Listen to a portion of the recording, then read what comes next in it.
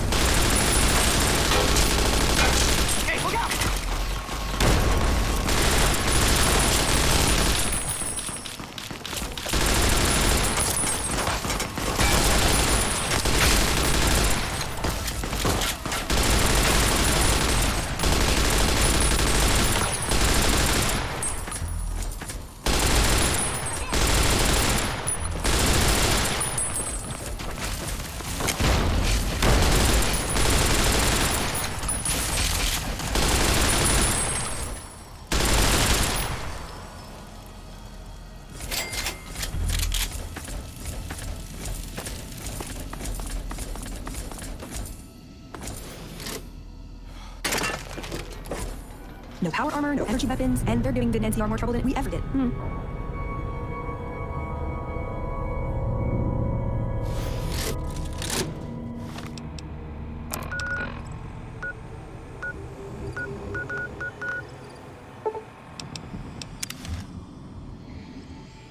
You bleed, bitch!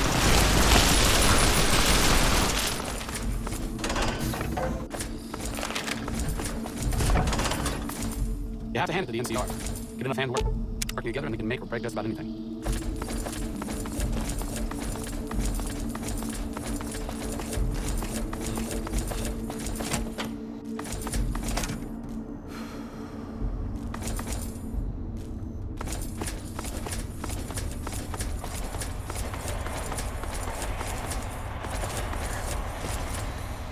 Yes? Something else you need?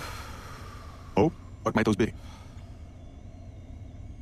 be frank, I have no idea. I leave the fighting to Colonel Shu, and I expect him to leave the science to me. Too many people have opinions on things they know nothing about. And the more ignorant they are, the more opinions they have.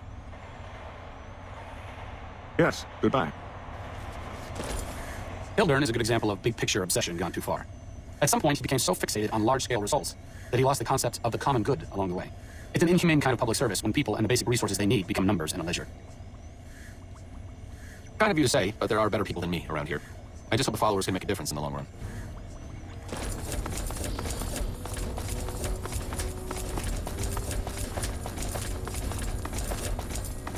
With House dead, we'll have Vegas annexed before you. You're back. Sorry, this is state business. Here's out. I need to talk to you about something, if you have a minute. Any day now? Caesar's going to try to march across Hoover Dam and kick NCR out of the Mojave. We're getting caught up in something important out here. Hell, after how you handled Benny, you're practically right in the middle of all this. I know I'm just along for the ride, but it's made me think about the past and how I might be able to help out. I wasn't always with the followers, or with the NCR. My late father was an officer in a group called the Enclave, a remnant of America's pre-war government. Memories being short around here, not a whole lot of people remember them. But they did bad things. Terrorized communities, kidnapped people. Eventually someone stopped them. I was born a few years later at a military base on the coast, a place called Navarro. After the Enclave's command structure fell apart, it was only a matter of time before Navarro was overrun by NCR forces. My mother and I left with some of the troopers from my father's old unit, the same people I've kept in contact with over the years. Anyone who didn't get out was killed by the NCR. Even some of the ones who escaped were eventually hunted down by the Brotherhood of Steel. The Enclave did a lot of bad things, but there were good people at Navarro. Good people with a lot of experience. Not many of them are alive anymore, but I think they can make a difference in a fight against Caesar. Great. I'd like you to talk to the old-timers, the remnants. I don't think I can convince them by myself. To them, I'm still a kid. But you're a big part of what's happening out here. When you talk to them, they'll understand how important this all is. I've kept in contact with them over the years, so I know where you can find them, but I doubt they'll open up to you unless I come along. I know I'm not always the most serious guy around, but this means a lot to me. Thanks.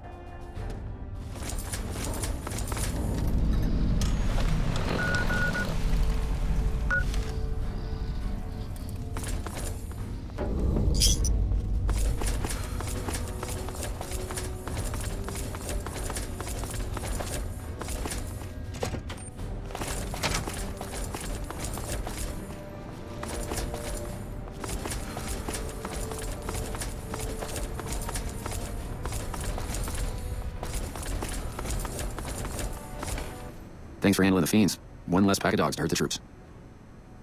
With your reputation, well, I won't say your cats are no good here. Let's just say that they're less good.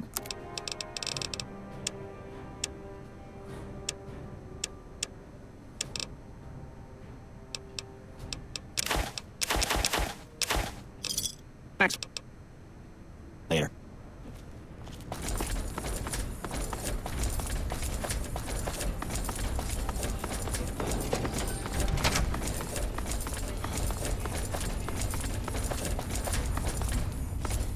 Go right ahead, Chief. Colonel Shu really knows what he's doing. Now, if only someone had explained that to old General Wait and see how...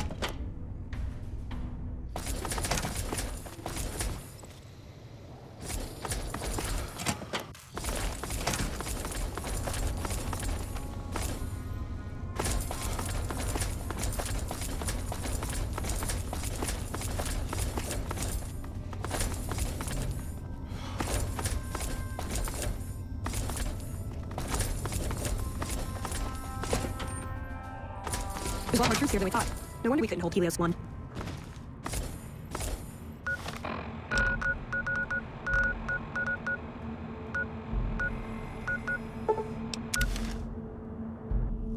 Hey, you got a second?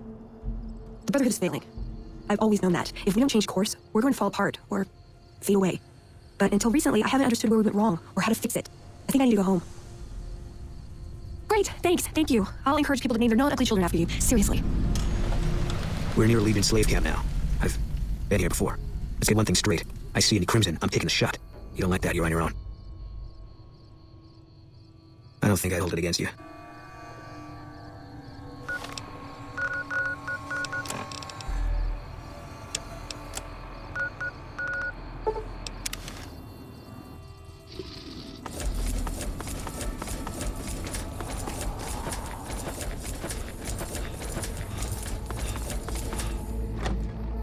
There's someone else. I don't want anything to do. Is there something else I can do for you? I'm intrigued, so I'll go to this reunion. I'll be handing things over to Calamity, so talk to her if anything comes up. Oh, you'll need my word from the passphrase to get into the bunker. Friends. Don't forget it. Promising, but I won't be able to synthesize the drug anytime soon. I really should get back to my work. Yes. Doc Henry always was a hard one to figure out. It didn't seem to matter whether he was working with humans or dogs. He had an equal lack of affection for both. A regular Diogenes. I'm not sure what the man was after. Knowledge is power, but to what end for Henry, I have no idea. The problem was what mattered to him, not its practical impact. He simply solved riddles because they existed. Not everyone dreams of being a revolutionary, I suppose. Maybe we can't all change the world. Maybe it's enough just to do good for the short time that we're here. No one's going to sing Doc Henry's praises when he's gone. But he's probably saved more lives than I ever will.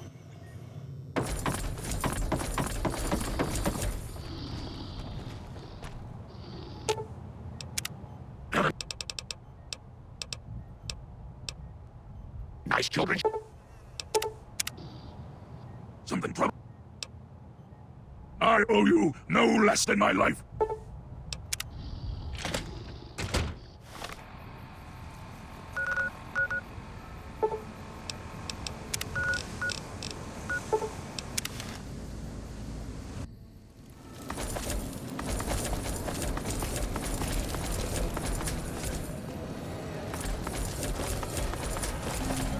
Sticking around to the attractions? Hello, Arcade. Making some new friends, are you? Why the need for a bunch of old war horses like us? It really must be bad out there if he's sending you to us. Is the idea that we swoop in by vertibird, guns blazing? I hope you weren't thinking we were going to take the lead. That's no job for a bunch of graybeards, or gray heads in Whitman's case. I'll be there at the reunion. Let's hope the others show up too, or this plan isn't going to work. Oh, and you'll need my part of the passphrase to get into the bunker. Navarro. Uh-huh. Judah Krieger is the glue that's kept us all together over the years, and with good reason. Anyone who can command Moreno and Johnson in the same unit without somebody getting fragged is one hell of a leader. Krieger was polite and kind, but never warm. He always did his best to make me feel welcome in the group.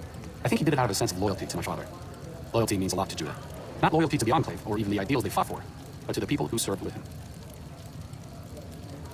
Sometimes I wonder how much of my father they see in me. They went through a lot together, but my family went through it too. I'm glad they watched out for me all these years. Maybe someday I can return the favor.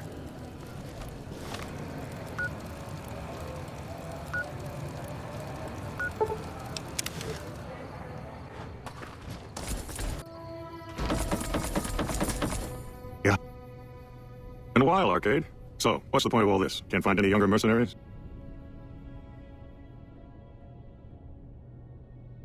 You're doing a fine job of convincing me to go along with this. Really. I'll ask again. Why us? Is that right? The million-dollar question is, who exactly are we settling? I wouldn't mind cutting down a few platoons of NCR troopers with my old Gatling laser. All right, then. I'll show up at this gathering of yours. It might be good to see the others, Johnson excluded. Arcade might have mentioned there's a passphrase needed to get into the bunker. My part is, remember.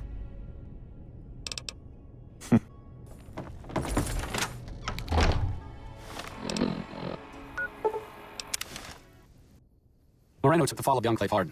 He never questioned his orders, never questioned the legitimacy of what the Enclave was doing. To him, it was all one unbroken chain, from Washington to Richardson. When we left Navarro, I remember looking up at Moreno. He said, "Kiss America goodbye, boys." When we left the Enclave behind, the love in him burned itself out. Now there's just a bitter old man left. I suppose you're right. When you're part of something for that long, maybe it's impossible to let go without losing part of yourself. Moreno may be a stubborn son of a bitch, but at least he's loyal.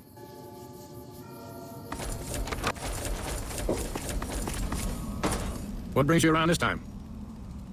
Thought I recognized the fellow with you. So what's this reunion all about then? Hey, I was just asking. No need to get uppity about it. I'll be at the reunion, don't you worry. Oh, and in case Arcade forgot to mention it, there's a 5-word passphrase needed to get into the bunker. My word is old. Appropriate, huh? If I had to pick anyone who didn't belong in the Enclave, it would definitely be Johnson. He hated what the Enclave was doing. Day to day, week to week, he would question orders, subvert mission objectives, do anything he could to serve without serving. It's amazing he was never court-martialed. He always had good things to say about my father. Said I was like him in a lot of ways. I wish I knew. I grew up without him. I'll always feel like something's missing from my life, but you're right. It's not like I'm the only kid in the wasteland who's grown up without a dad. Johnson always said my father was a good man. If that's the only thing about me that's like him, that's enough for me.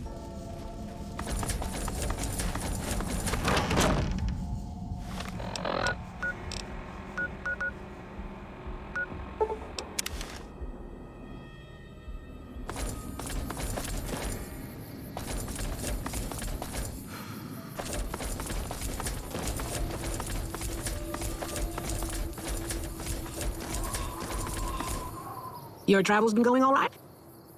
Told you everything about us, did he? Well, it's been a while since I've had my hands on the controls of a vertibird.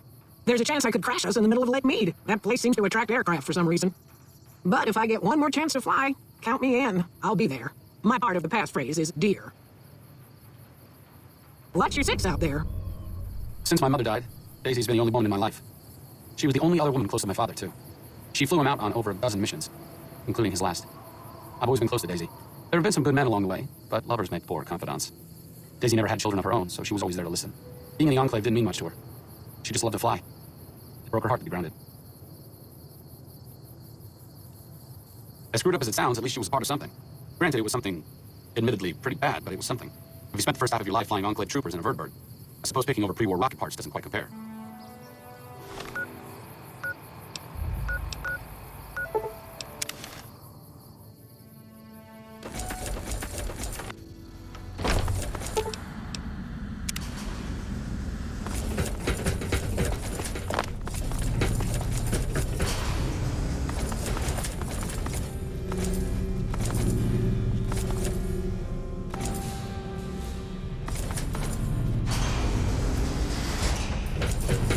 Glad to see you made it here all right. So, who are we going up against?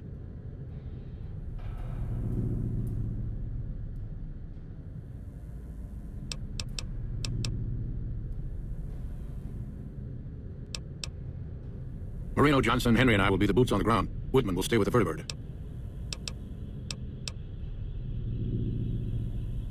Then that's the plan. We're gonna have a problem with Moreno, though. He won't like that we're helping the NCR. You'll have to talk to him.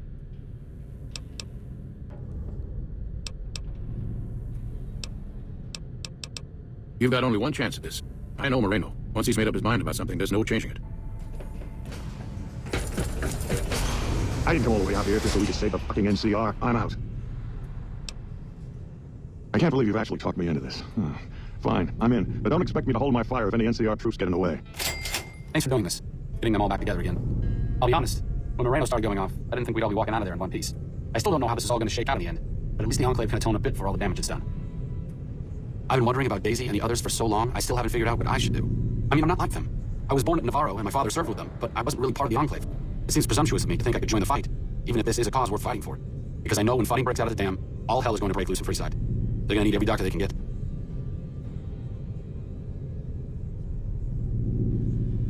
Good point. You've been encouraging the others to stand up and fight. Maybe I should take the same advice. After all, I also lived in Navarro. There's something I need to go do, but I'll catch up with you later. Thanks again for your help with the others. It means a lot to me.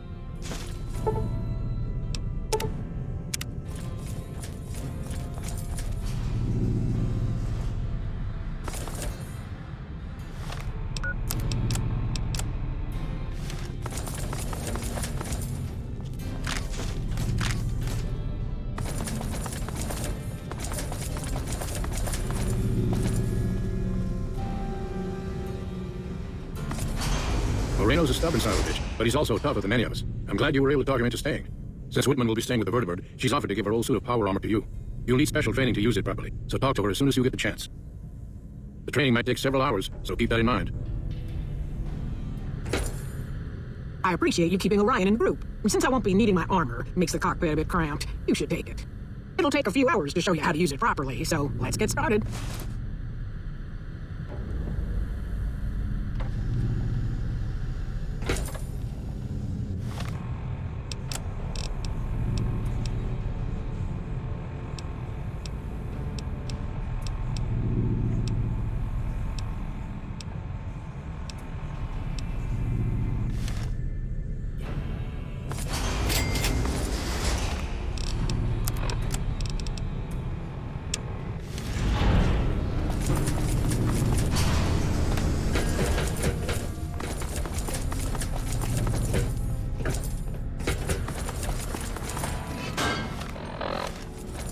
Like I said, I needed to go do something. This is it. It belonged to my father. Since you convinced me to help out with the defense of Hoover Dam, I figured I'd haul it out of storage. I'm a little rusty with it, but I think I can manage. As long as you got my back, of course. What's up?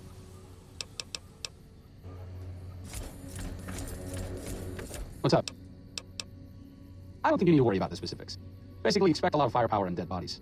Enclave technology is even more advanced than Brotherhood equipment. And in the hands of soldiers as experienced as Moreno and the others, let's just say it's truly a sight to behold.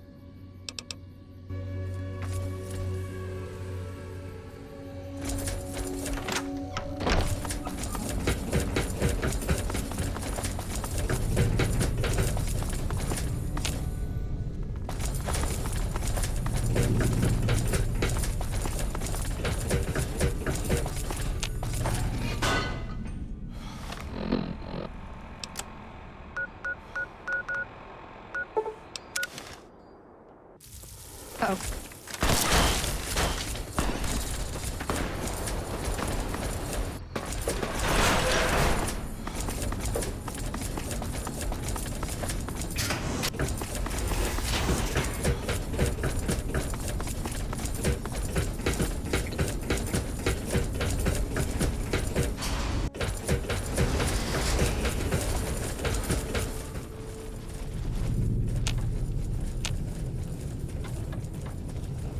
Hello, Veronica. How goes your mission? We'll know in a second. I wanted to talk to you. Veronica, tell me this is about... Yes, goddammit, it is. But you're gonna hear me out this time. We've been through this. The things I've seen now, other groups succeeding where we fail, it's not too late for us. We've outlasted the end of the world. We'll outlast these upstarts. Waiting in a hole for everyone else to die. If we must. This is a dead end for us. I see no evidence of that. Nor do I see anyone out there with a solution to our problems.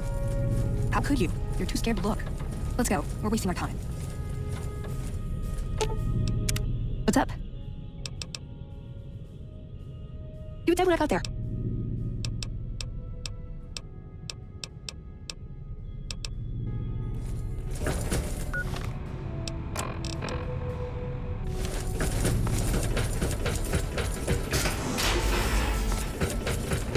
I'd stop him around when he stood at my parents' wedding. Plus, he used to make excuses to get me out of my punishment when I slept through head scribe Taggart's lectures. Figure I owe him for that. He means well. Have you considered that he might be senile? The Brotherhood's strategy for survival worked back when we had a larger force and no organized enemies. We're a tiny splinter from a shrinking group. We don't take on new members, but we're still picking fights with the big boys. He's a stubborn old man, but when it comes down to it, he's got our best interests at heart. If he sees some indisputable sign we're on the wrong course, he won't ignore it. I don't know. We need something that shows the Brotherhood will fail, or that it can do better a different way. The only thing that gets attention is technology. Maybe Father Elijah had the right idea. Our elder before McNamara, he had a nose for recovering lost technology. He'd send scribes out into the desert chasing whatever leads he found. There were a few he only trusted me with. I can think of at least one that proved my point, if it still exists. There's a comm terminal not too far from here. I'd use to access messages from him. If we go there, I can pull up his research on it. I'm with you. Being around here isn't the same anymore.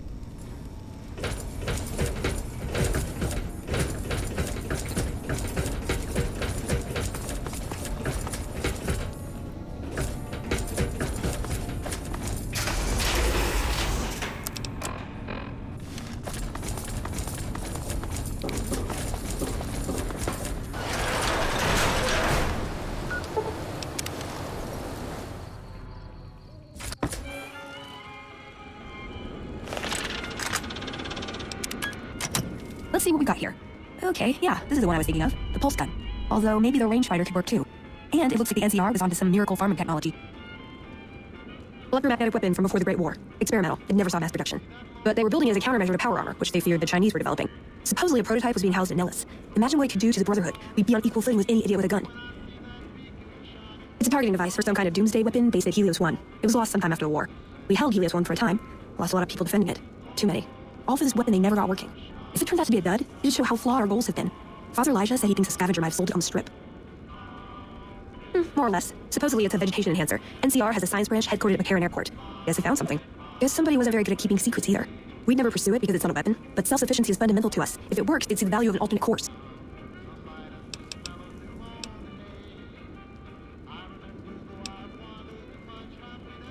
Yeah, maybe they'll think twice about engaging the NCR if they know one of those could be floating around. The note said to look around Nellis Air Force Base. He suggests going through filing cabinets and computers in the commanding officer's quarters.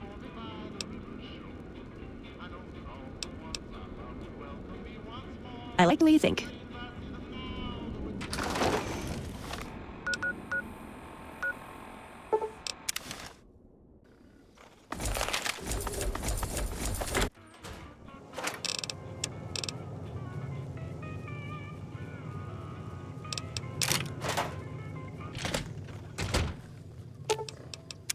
What's up?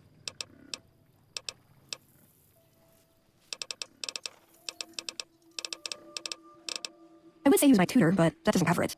After my parents passed, he looked after me. The whole Brotherhood brought me up, really, but he made sure of it. I never had a grandfather, not that I knew anyway, but Elijah was in some ways what I'd imagine a grandfather to be.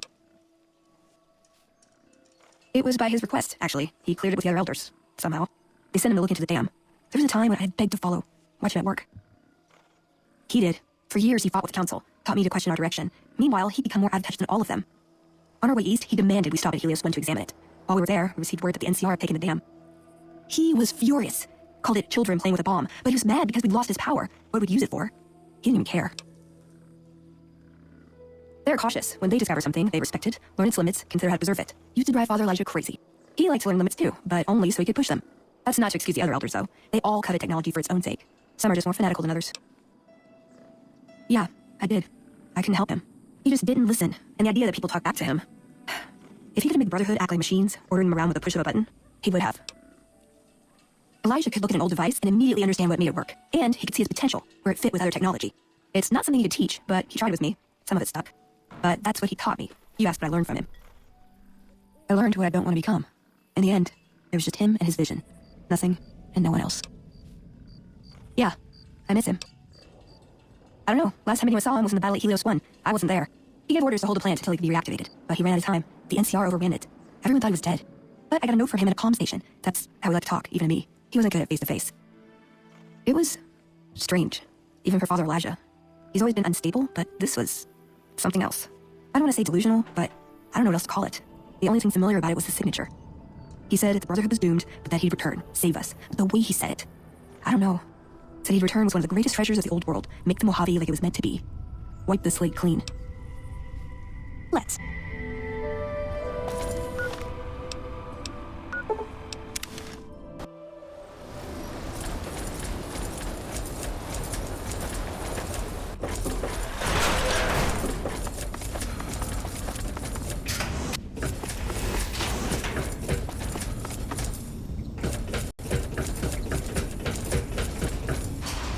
What is this? Veronica brings an outsider into our home and has a private audience with the Elder? The two of you may have the Elder fooled, but we know better. Veronica has always twisted the Founder's principles to her own ends. We will not stand idly by and allow her to corrupt our Elder's thinking. Sorry about that. Just because I love them doesn't mean some of them aren't assholes.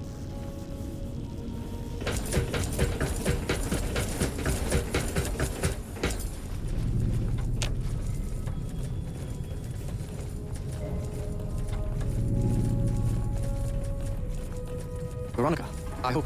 I brought you a present. You got a gun that disables power armor. One of these could defeat the whole Brotherhood.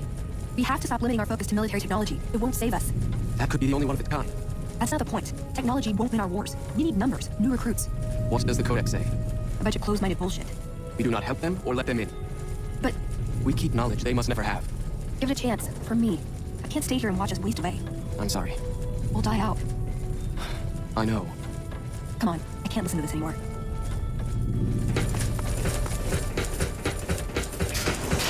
He wouldn't listen. The truth was right there staring him in the face. How could he not listen? No. Our case wouldn't be any stronger if tomorrow they all died when their energy weapons backfired. I just didn't expect that. There was no getting through to him.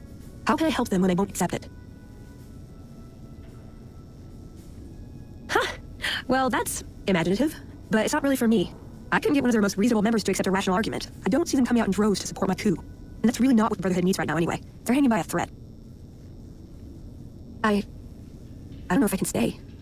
Maybe it'd be better for everyone if I left. Spent my life somewhere else. Work with the followers of the apocalypse, maybe. Put my knowledge to some good use. Or I can stay here with the people I care about and do whatever I can until it comes to a slow or sudden end.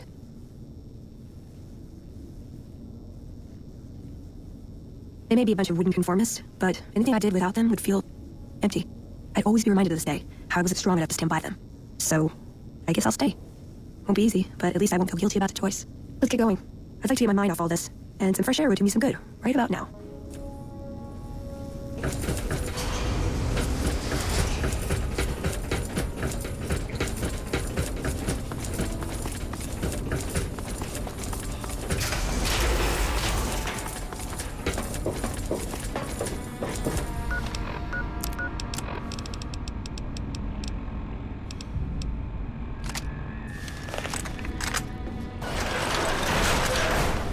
We heard Veronica talking with the Elder. We won't stand for this. You're pathetic. Hide behind words all you like, but your cowardice shows through. A paladin always has to say where the Codex is concerned. Veronica's aspirations are seditious. All of us are sworn to obey and protect the Codex, even against one of our own. She's gone too far this time. No, this has to end now. Execute them.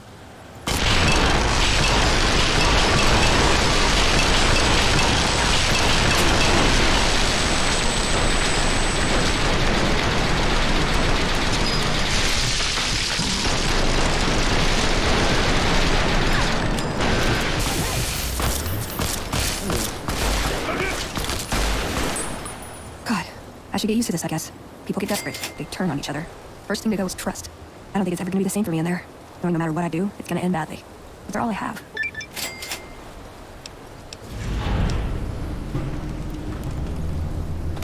I think so. Two things the Brotherhood has a lot of. Hardheads and lasers. Wouldn't be the first time a disagreement ended like this. Plus, we killed all the witnesses. No, I think it is. I have to be resolved about this. If I waver, it'll just make things harder. They need me, and I'm not going to abandon them. Good idea.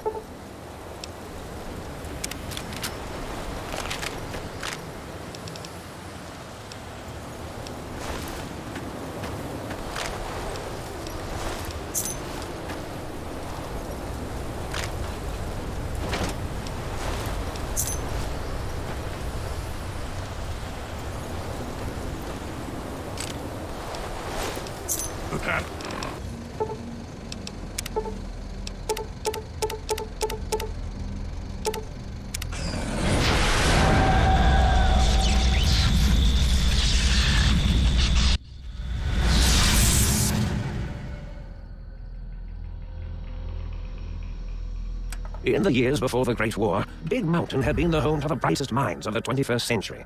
Scientists of vision were drawn to the facility to tackle the greatest technological challenges of the era. They sought to create a new world, fueled by technology for the benefit of all mankind. Sonic emitters, space-age alloys, DNA hybridization, force field particle research, autodoc advances in cranial, cardiac, and trauma surgery.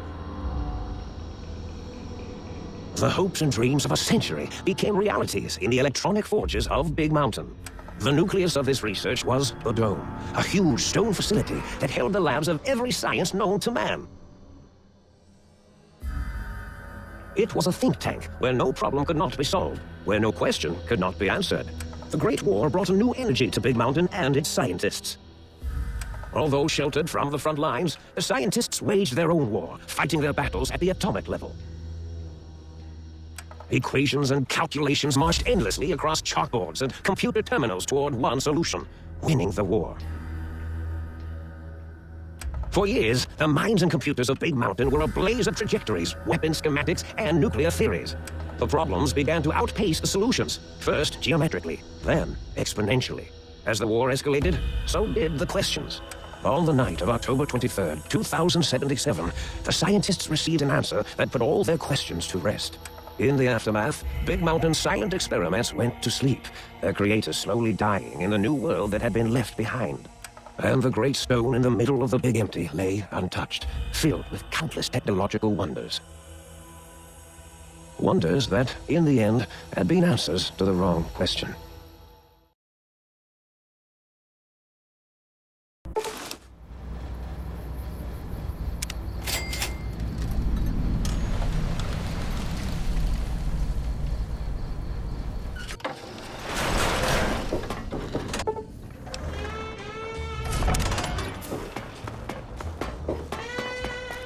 I thought I heard the pacification field kick in. All right, nobody move. I'll handle this. Be warned, intruder. You are in the presence of a mighty think tank of Big Mountain, the collective geniuses of... We... By Oppenheimer, which one of you self-professed geniuses has been adjusting my volume knob? Was it? Was it you, 8? Oh, Dr. O, was it? Likely story. O couldn't spark 2 neurons if they were in a lattice of biomed gel. What? Me? Breaking news, Klein. It wasn't me, all right? I'm the robotical engineer. A is sound waves. That's his specialty. You always do this. You always meet me in front of guests. It's not O, all right? It's... Enough! I thought you'll do it again. It'll be the last time. Now. Great. Oh, I forgot what I was saying. What was I talking about?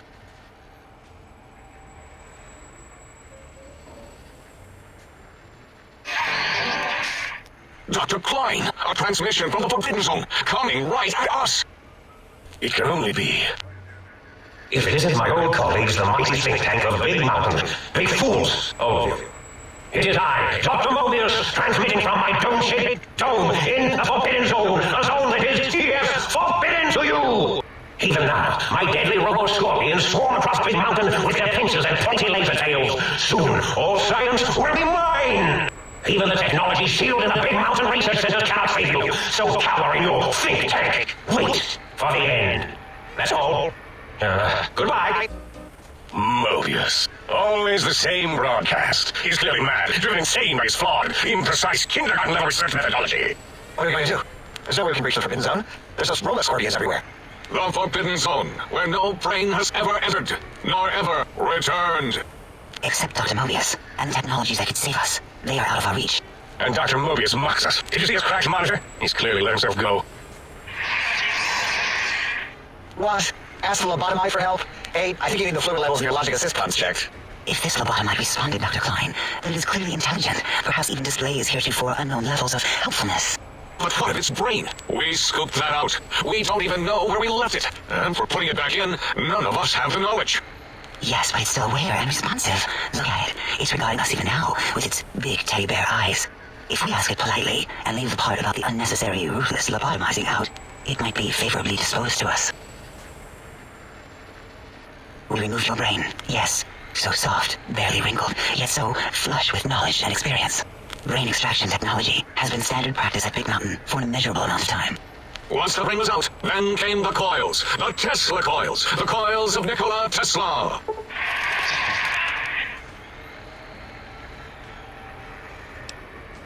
Yay, no need to brag. Wherever your brain is, it's transmitting thoughts to you through the Tesla coils in its head.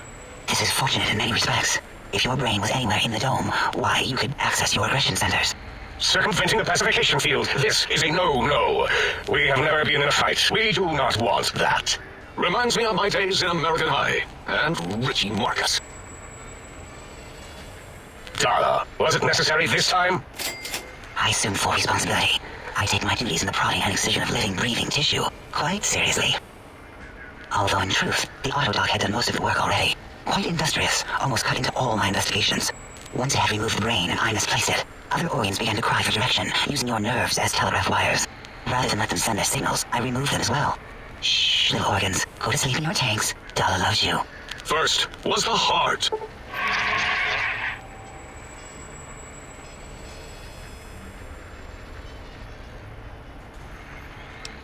Oh wait, second was the heart. Brain was first. Third was the spine. Spine. Totally overrated, that arrangement of vertebrae. Look at me, with my lumbar and thoracic curvature. Never had a use for any of that. Spineless is what I prefer.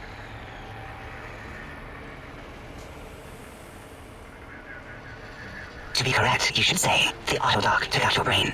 It did all the heavy lifting. It has never worked so hard before. It was unusual. It worked so hard on your surgery, it destroyed its own memory. How odd. I bet your brain remembers what happened.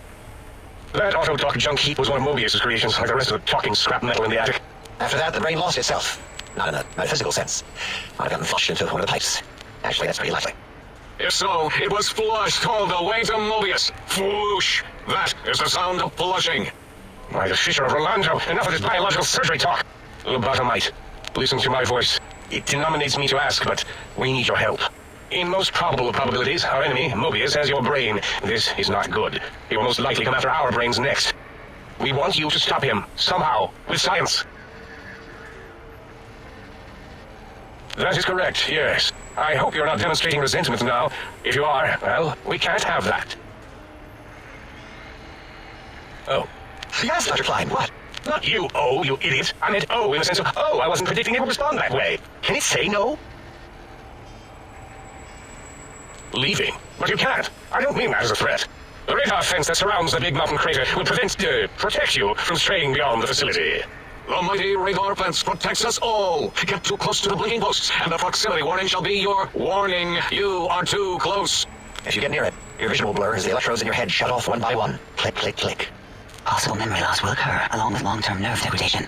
It is tied to not having a brain attached to your nervous system. But the nerve degradation is nothing to worry about. Such degradation would take many lifespans to become evident, and all biology dies. Such tiny inconveniences are less than the greater convenience and conveyance. You see, if rendered unconscious by the pylons, you will be returned to the sink, seemingly instantaneously, by your deadened perceptions. Enough! We need your help. Will you help us? Excellent. This is turning out much better than the activate the retreat protocols and cower in my room idea I had earlier. Agreed. Oh, and I'll use my robotical knowledge to, transmit the radio map waves to... Settle down, 8. I would have gotten it in a second, all right? 8's transmitted the last known coordinates of the research centers. They, well, move sometimes. Or get buried. Or blow up. 8 is correct. All we need are the schematics. This does not mean we do not want the cold hard technology, however. So do not give in to your biological tired laziness and decide you would sweat too much carrying them. You have a new spine. Use it. And even if you die in the act of reclamation, simply reaching them will auto-transmitify the schematics to us. That is still good. For us. The technologies are the X2 transmitter antenna array, used to focus coherent thought at excessively high frequencies. The psychoanalytic cardiac dampening sneaky stealth suit. A suit like nothing this world has ever heard, seen, or could ever see. And 8's sonic sound wave emitter projectile gun, able to broadcast sound at lethal frequencies.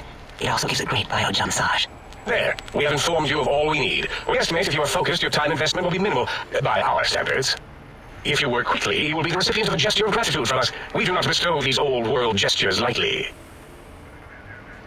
What illogic is this? Keep your filthy penis-tipped feet out of my labs and secrets. There are things here no lobotomite was meant to see. Things that will astound and possibly terrify. Terrify! Yeah, we don't come into your lab and decant your solutions. Only the magnificence of our monitors allow for true comprehension of the wonders of Big Mountain. Shield your jellied eyes lest they burn from your skull. Oh, Dr. Klein? Dr. Klein? If I may intersect for a moment. What is it? The lobotomite is asking me things, and I'm trying to ignore them. My processors can't ignore you both at the same time. Well, you know how we asked it to fetch the sonic emitter thing? Turns out we already have it. What are the odds? What is this, a high school science fair? Get your act together. You're making us look like a collection of round earthers. You're always yelling. My receptors can't take it anymore.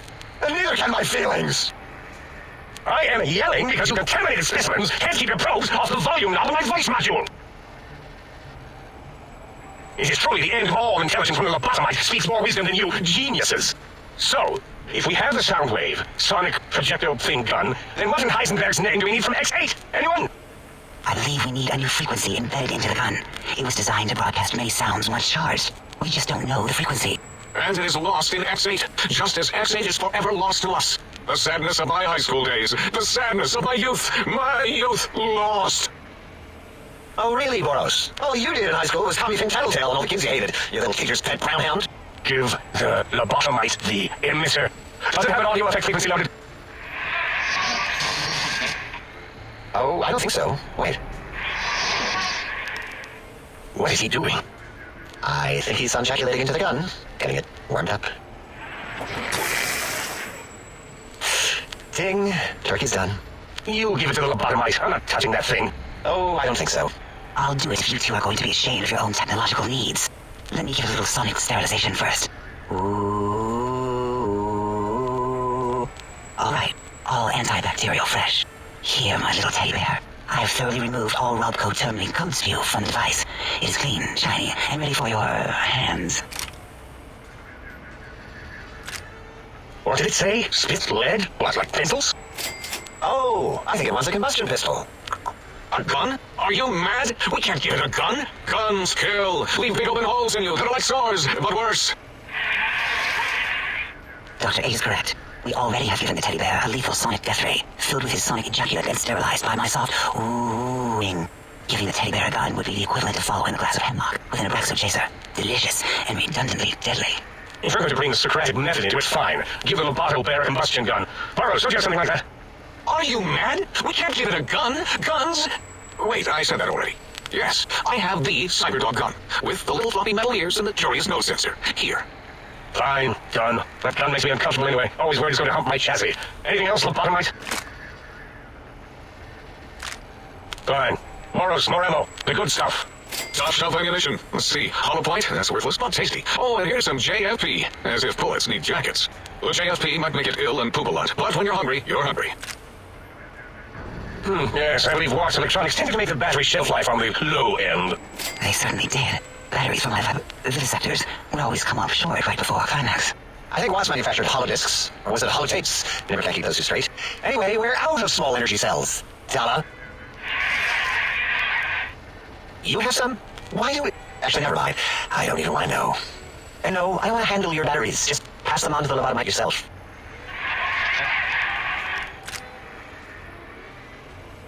The sonic emitter should be sterilized and more than enough for you to encircle your warm hands around, cradling it gently with your finger muscles. Careful where you're pointing that. That device wasn't always a weapon. It was more like a force field kind of thing, once.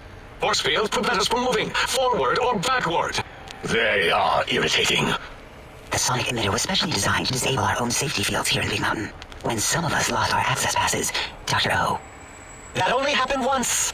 And I know you were behind still filling my lab keys, Dalla. You formographer. Dr. O, you rewind that comment.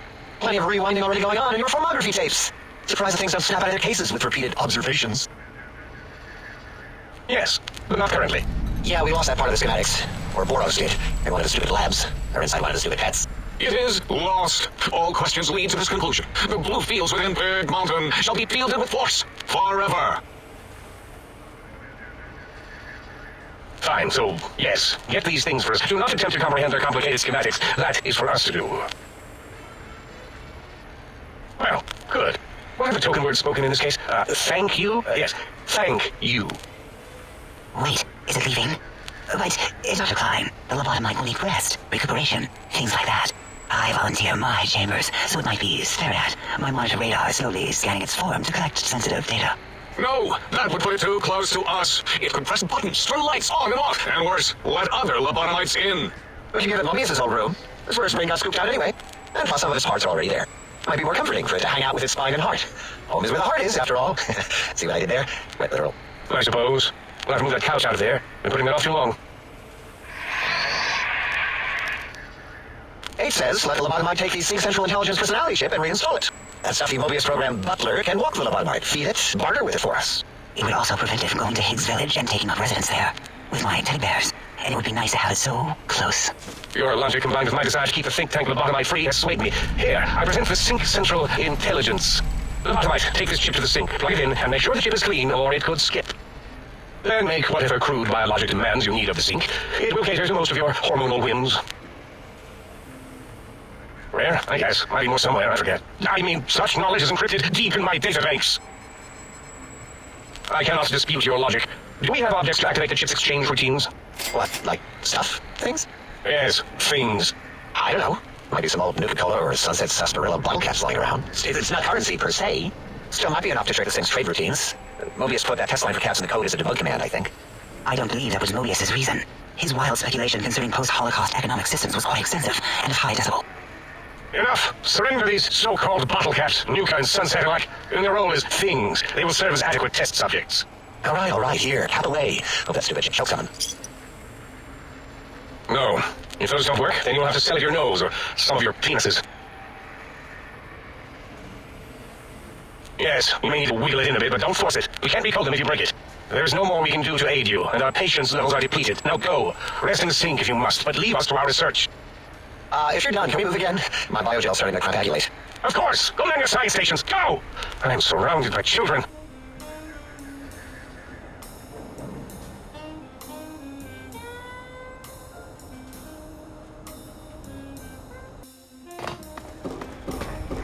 Did you retrieve the technologies yet? We need them, as I have indicated. Why, yes, we are filled with the knowledge you speak of.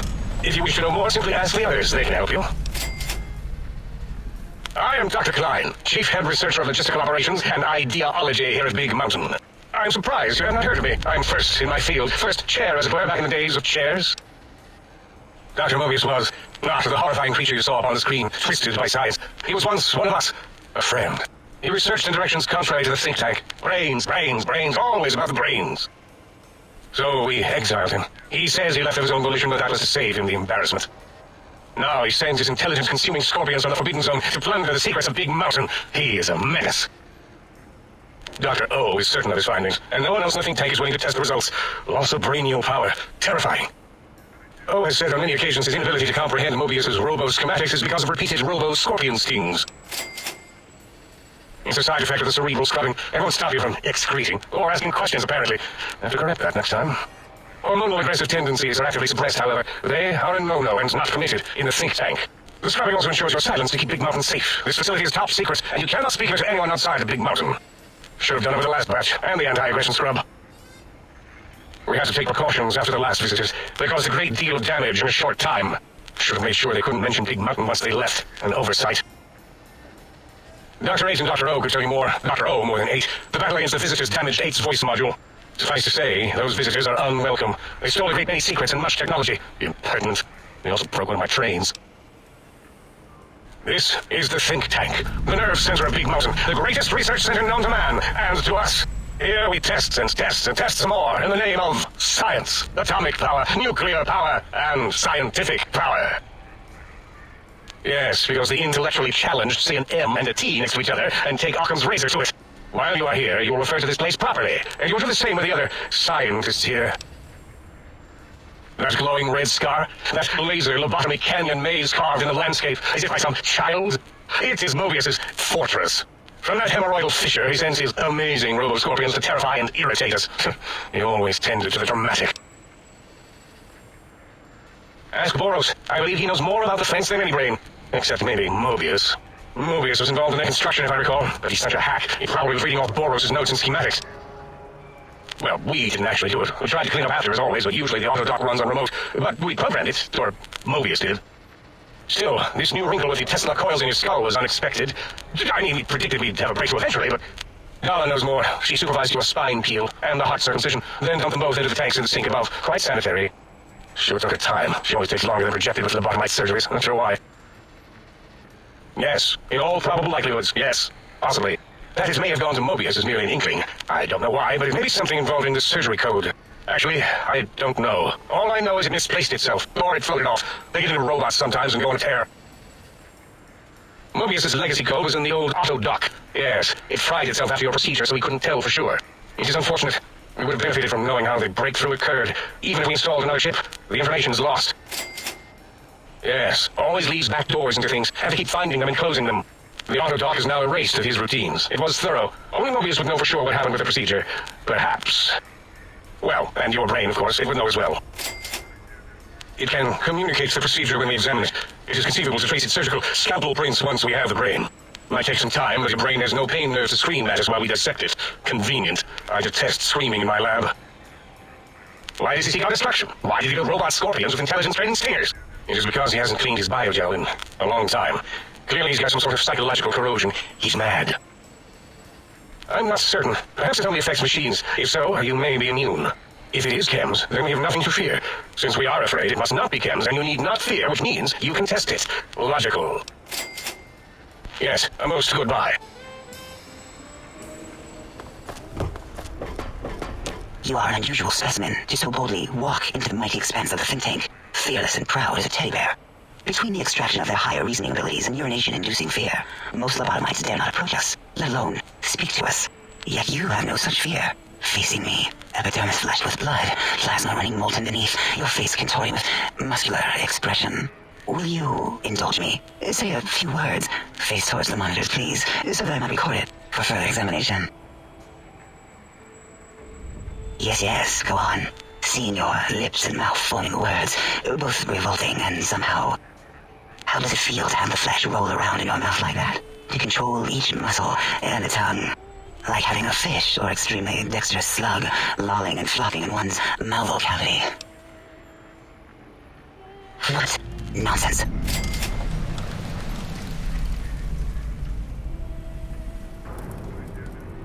What are you doing? Stop it. Why are you making me partake in this filthy formography? Enough. I'm already intrigued. You have sufficiently percolated me. I don't know what it is about the biology of lobotomites. It infects my thoughts. All that skin and muscle and tissue. Perhaps there's value in what you say. I did so enjoy breathing once, long ago. Really? What is this? You seek to shame me in front of the others? How intriguing. Yes, I'll partake. This shameful feeling is quite invigorating. How new. And you'll keep coming back to collect your payment, correct? Yes, that will be fine. Here, please, take this from me with your rough, bacterial-laden hands. My stored repressed juices as your filthy compensation. Oh, and here's a tip. That's customary, isn't it? Been so long, really. Why, my little bear of teddiness. I am Dr. Dalla, first head chief researcher of mineralogy and medicinal sciences. I have 211 doctorates in both applied sciences and techniques to apply those sciences. I also possess a degree in curiosity and advanced curiosity. That is merely schooling, however. When possible, I prefer fieldwork and observation to holotape eidetics. It has proven useful, especially now. I have become the expert on humanology and lobotomite behavior here at Big Mountain. My research doesn't descend into formography. It is only science. Why, we create not only scientific marvels here at Big Mountain, but new sciences as well. Everything can be quantified, categorized, and dissected until every group can be subgrouped or partitioned. What is a name without a title or suffix for the sake of hierarchy? It is a long-standing quantification of personality and importance. We could not do without it. Surely you must be aware of the gravity of such attached appellations, just as surely as you must have a title. Oh, a mailman. A delivery man. Someone who takes parcels from place to place using their primitive feet or similar conveyance. You are the second one I've met in recent times. Very different specimens. Of course. You must have met others in your travels. This one had met other couriers too, although it sounded as if he hadn't met the correct one. He asked us all many questions, and then he asked a most perplexing one. We had to segment the event out of our memories for safety. I do not know, nor should we try to access it. Perhaps Klein has the logs. My evaluation would be to let your own curiosity go. I do not think that Klein remembers the conversation as being satisfactory. Oh, removing it is a simple procedure. Well, except the complications it can cause to heart and spine. But once the heart and spine are gone...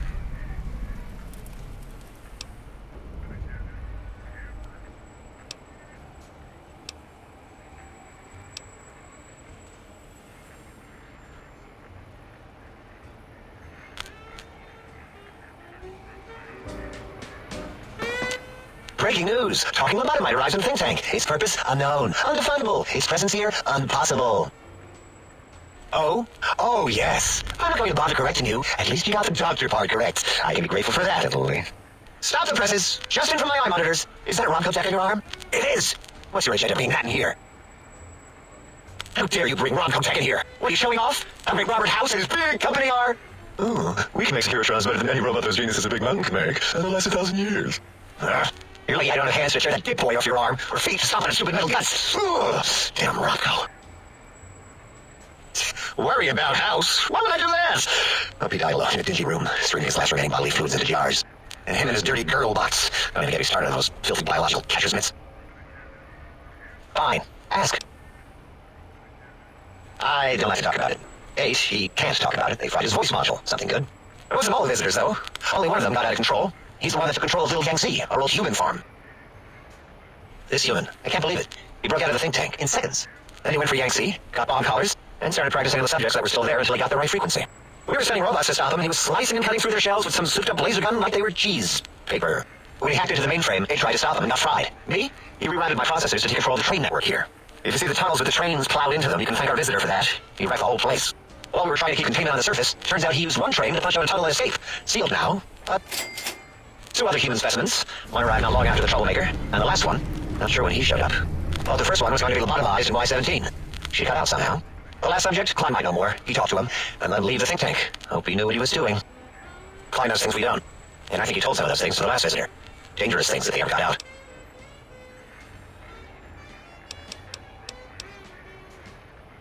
I have a few left. Let me check. Yeah, there were a few under the monitors here. Here you go. Keeps the place tidy. So our next scheduled audio transmission and reception then.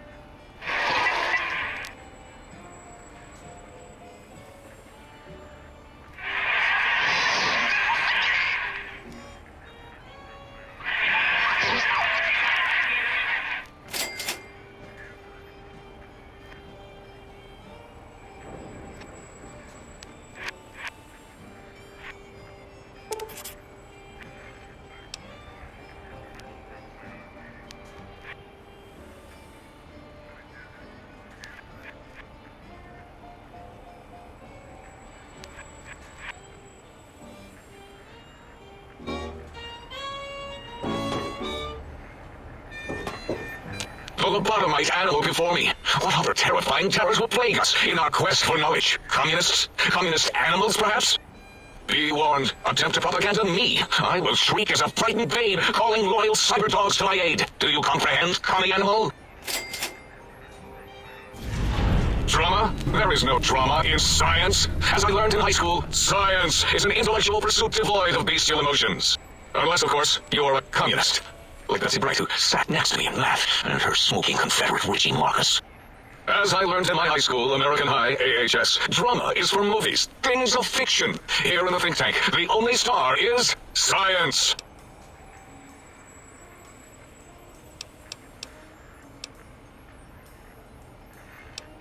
Until next time, then. Provided there is a next time. For any of us.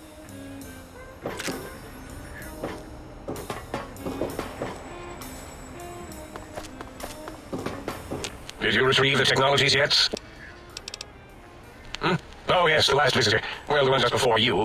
An interesting name from some language that's almost impossible to speak. What did we speak about?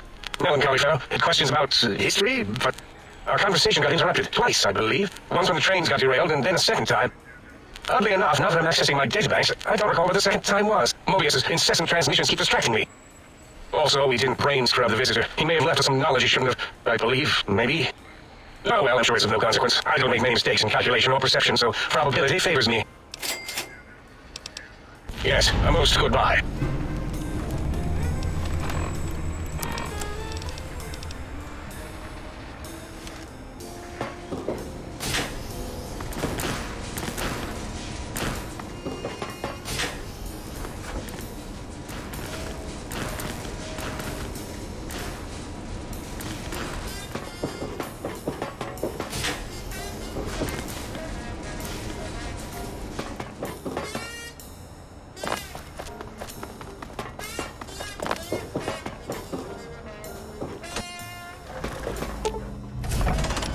Salutations and felicitations, sir, and a most jocund welcome to the sink. I am your electronic, finance, and household central processor. May I be of service, sir? Regrettably not, sir. All modules and habitat of synthetic personalities atop a mundane operating system. There is no intelligence here, sir. Indeed, sir. Though if sir's aim is to activate them, I lament to inform, sir, that most have been offline for some years. If sir were to ask my opinion, I should venture that sir is better off without them. However, if sir is determined to inflict upon sir's self their dubious services, sir might locate backup personality disks elsewhere in the facility. The other modules are rather erratic, sir. Their personality matrices are built on flawed logic and have not weathered the years well, sir. Tragically, the core operating systems are also located on the personality tapes, sir. Once the tape is installed, sir may request I switch their dialectic interfaces off, and I shall oblige with great delectation. However, sir will still be required to locate and install a backup holotape to access their functionality. As I am given to understand, sir, this facility was once the property of a Dr. Mobius. He crafted the personality modules as part of a collection of experiments on the subject of machine-human interface. As to the reason for the unusual choices of devices to receive the modules, I cannot say. Indubitably, sir. Very good, sir.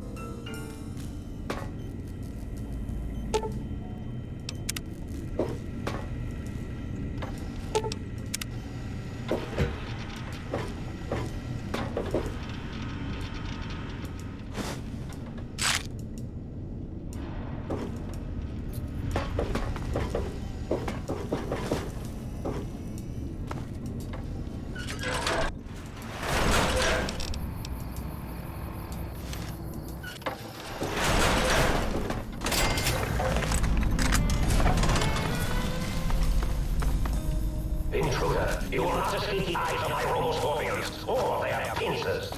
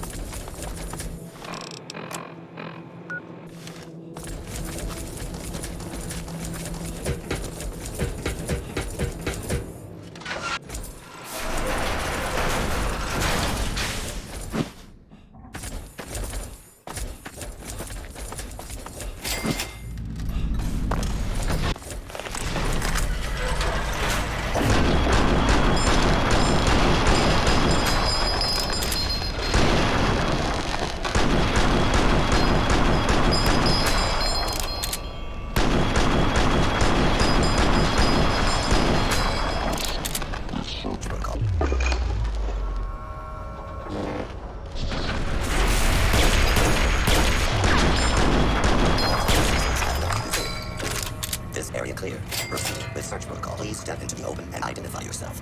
Law-abiding citizens have nothing to say for hostiles. Commencing attack on hostile target.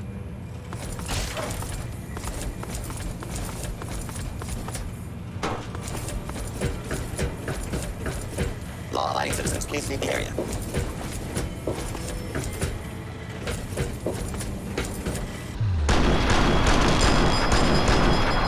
For your safety, please take cover until the lawbreaker is dead. Failure state.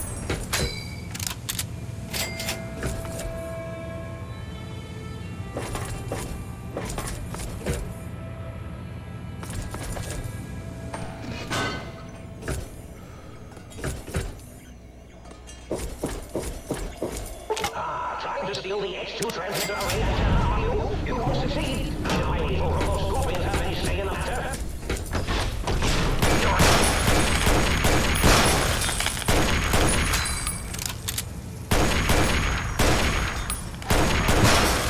All right, everyone, calm down. All right, everyone, calm down. Are you sure you... Well done, prepare to be attacked by Dr. Morbius.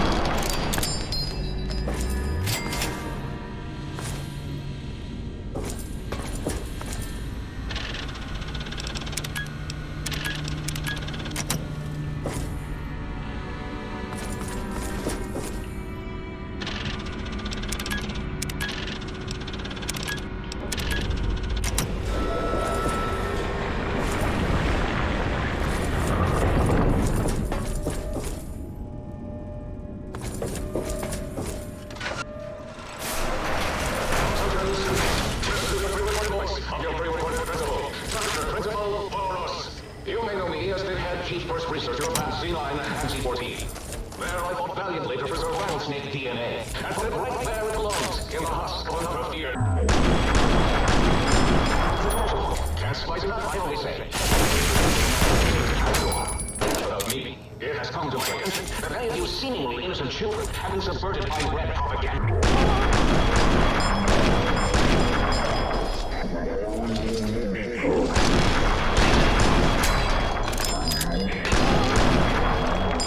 I'll tell you how I start it. Attention. Commie peanut traitors, all.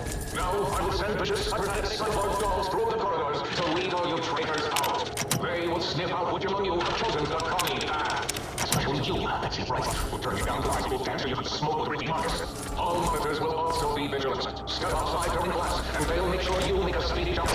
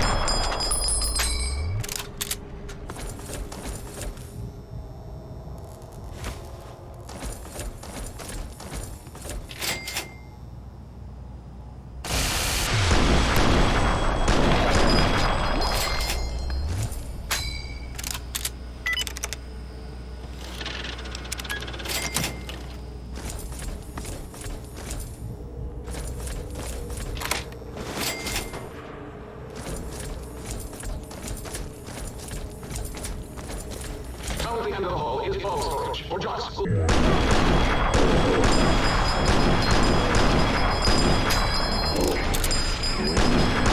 Lights, balls.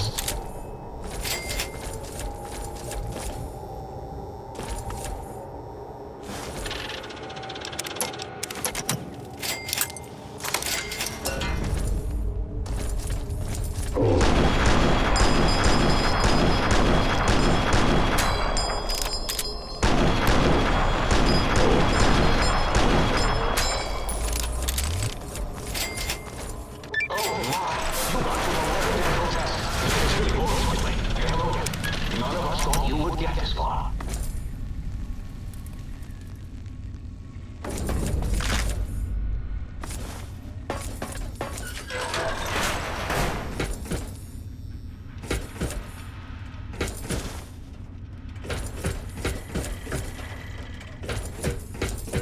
The resistance was tested. Wasn't that shut down?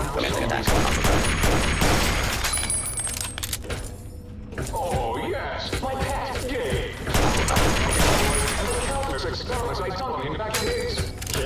Gabe, you're about to have your visit.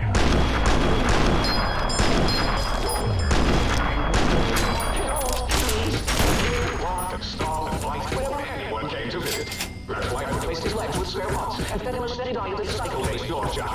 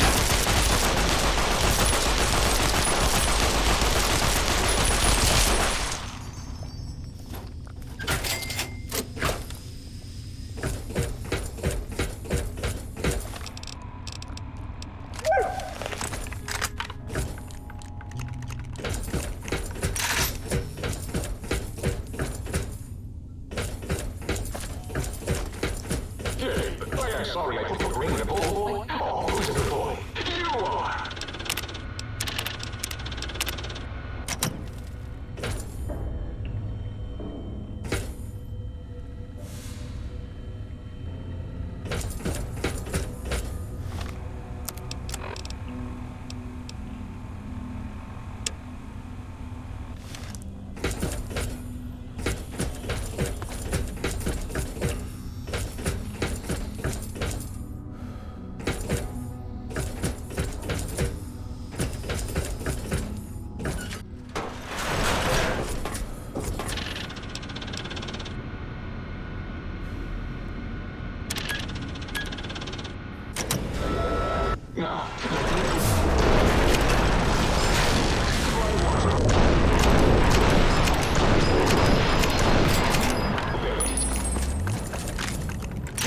No!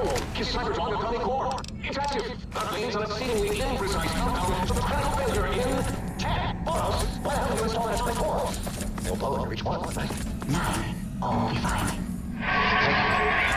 7. Yes, 7. 6. Halfway to destruction. Measured in clicks. 5. Someone's coming in line.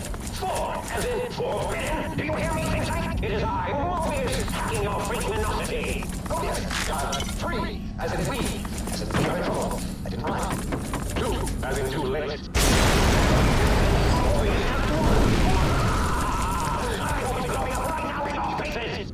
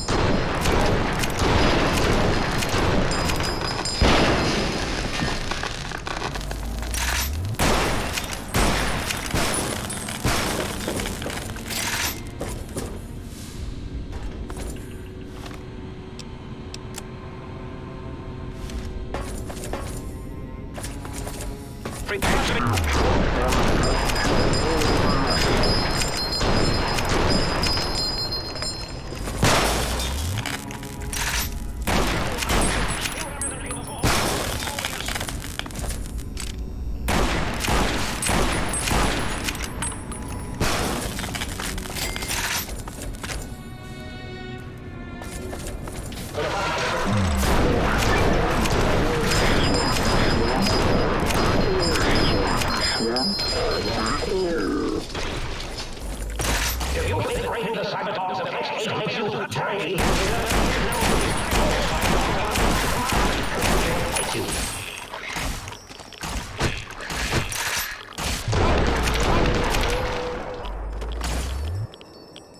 beware Dr. Mobius's army. His Romo scorpions crawl everywhere in search of intelligence to devour and stupefy.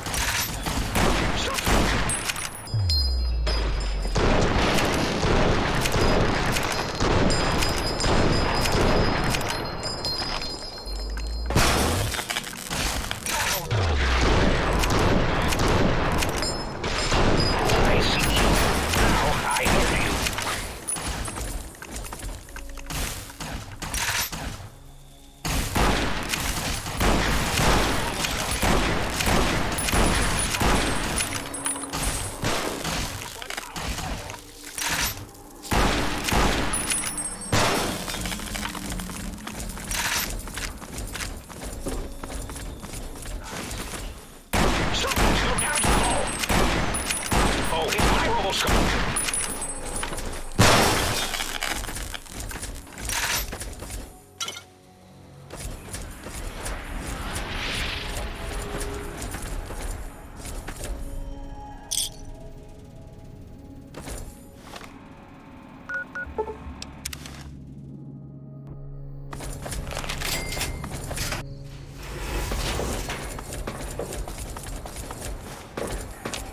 So, you put down Gabe. Thank you. A scam, but really, his highly augmented combat programming could have proved meddlesome. In any event, thank you for putting him down. One less test subject to catalog and sort. Clearly a failure of Doggy's cybo-engineering. What? Why, yes, it is. I used to leave it outside his doghouse, chock full of chems, before the cybernetic modifications, of course. And no matter how canned the food, he would always eat it, and his tail would wag, even while You know, I'm having the most perplexing feeling squiggling through my biogel. I can't quite pin it down. Why, yes, Gabe. No matter how awful my day had been, he was always waiting there. How odd. My gel is decoagulating. And when I would talk to him about Bessie, and how Marcus would beat on me and call me smarty sissy pants, he'd just sit there, head on my knee, and... If you don't mind, I'll take that ball. Just need to remove it. Put it away, somewhere out of radar range. For some reason, its similarity to the crater shape of Big Mountain is starting to fill up all available cognitive spaces. That, combined with my own overwhelming feeling of having done something terrible, the two were hitting me with unexpected force.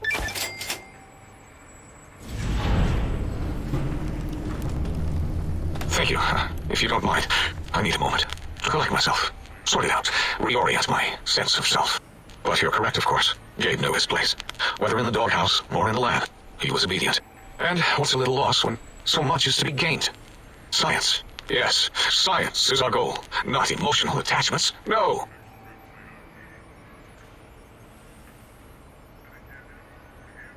Until next time, then. Provided there is a next time. For any of us.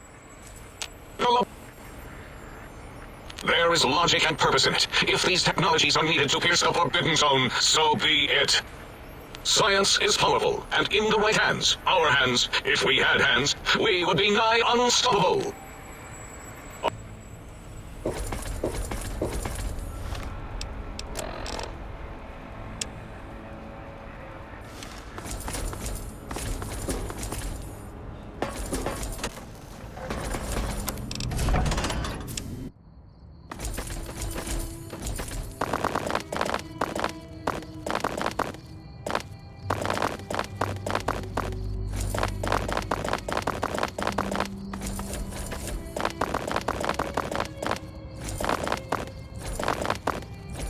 For violence.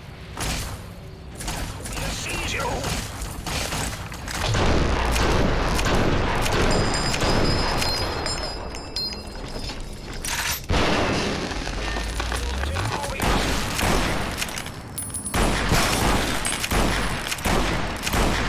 You won't escape me.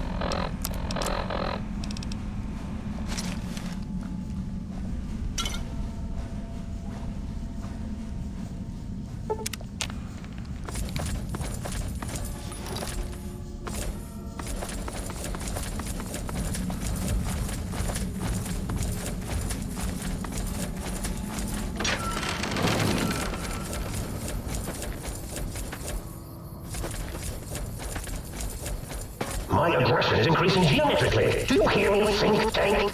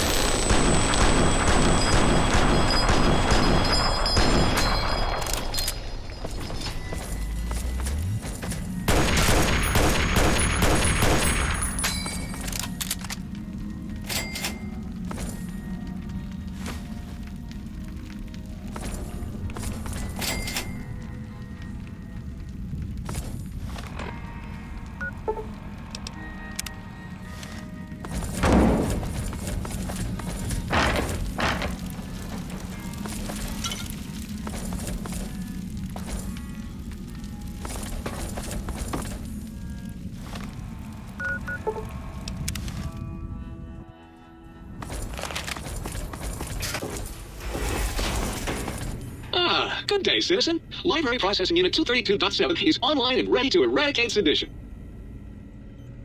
Of course, citizen. That's my duty and sole joy in life. All those books from before the war, full of seditious, treasonous, complicated thoughts.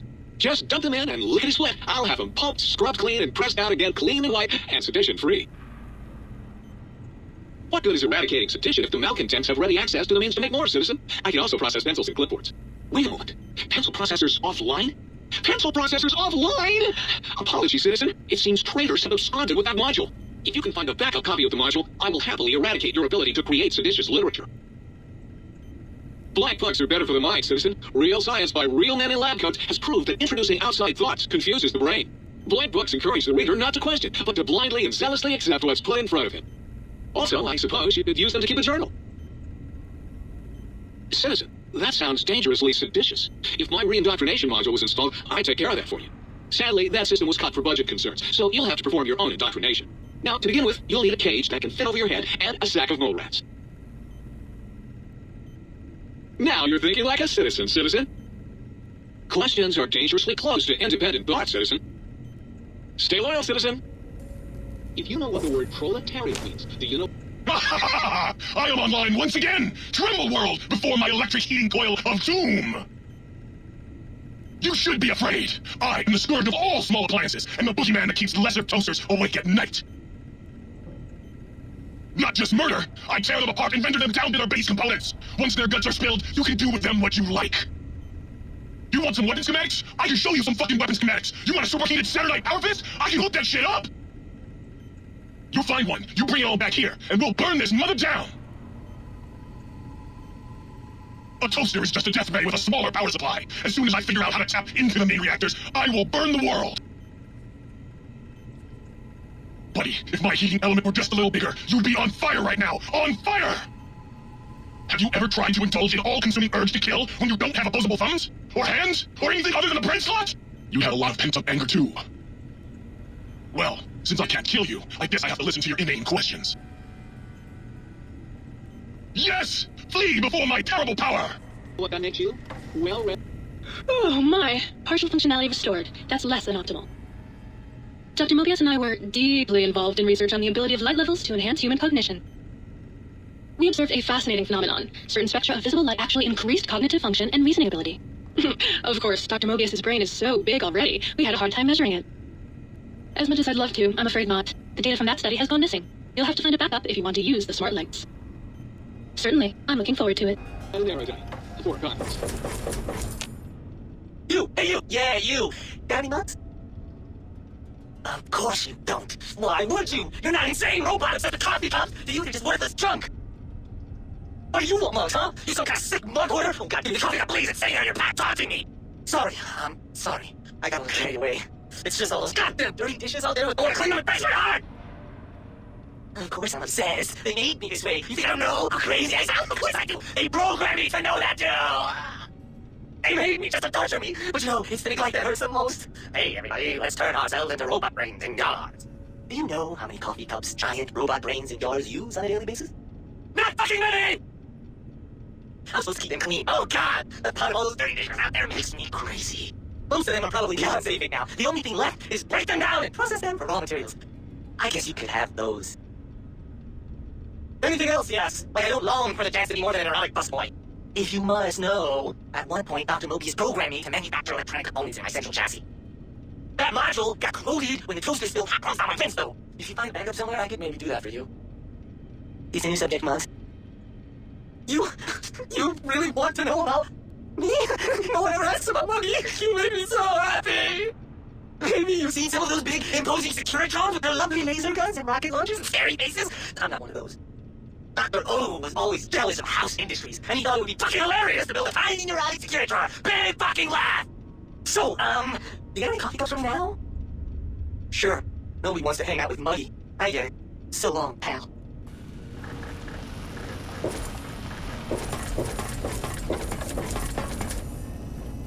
Oh, God, look at you. You're filthy.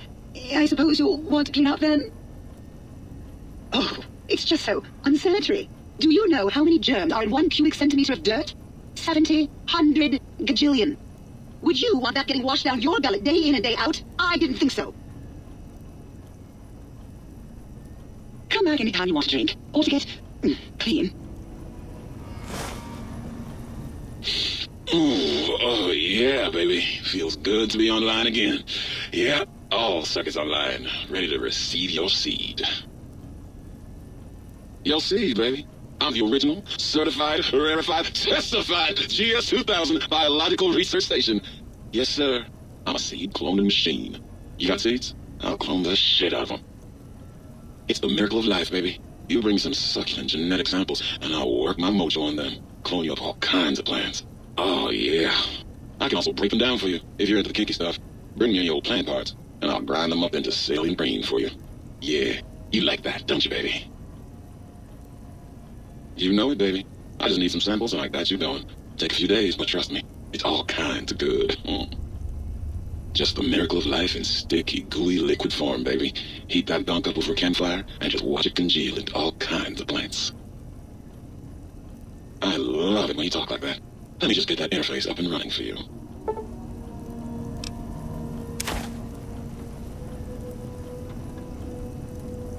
Well, hello.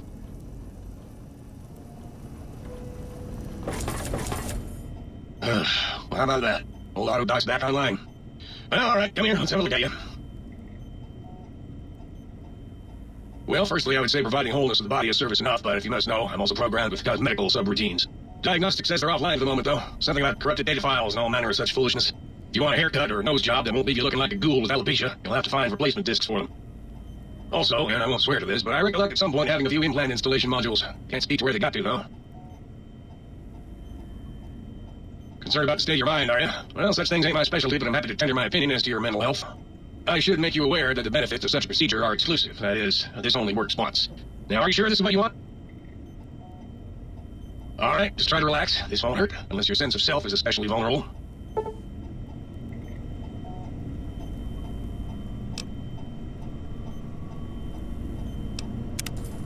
So, it's looking exceptionally sharp today, so we'll pick up on.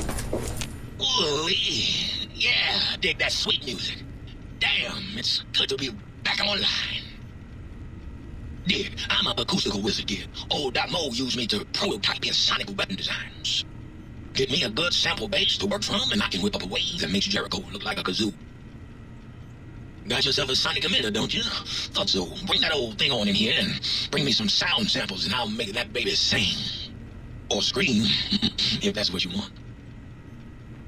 Right on, Daddy-o. Just plug it in, and I'll mix you up a sweet, sweet sound.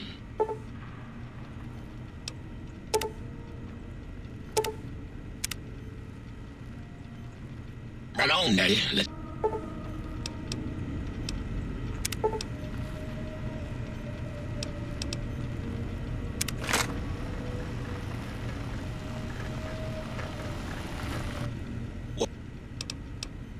Used to, long time ago. Then old Doc Mo ripped out my music drives and stuck in more acoustical processors. Guess you could say I got the blues, even if I can't play them no more. Catch you later, Gator.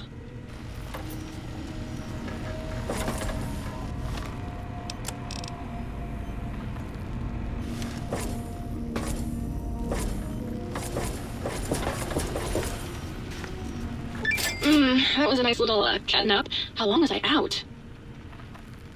I was Dr. Mobius's personal assistant. We were studying, oh shoot, what was it? Oh yeah, lightning. No, wait, lighting. That's right, how lighting affects human interaction. Oh, it was super exciting. It turned out that some pretty colored lights can make you way better at talking to people.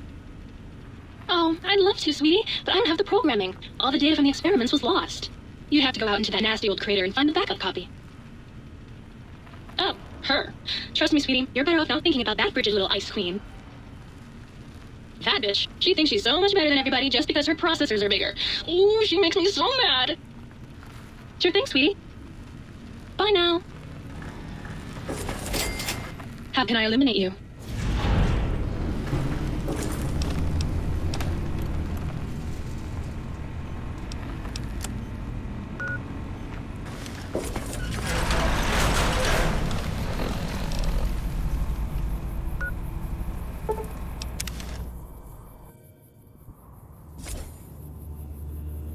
The rest of you should try this intercom thing. It makes her sound like some kind of sky god.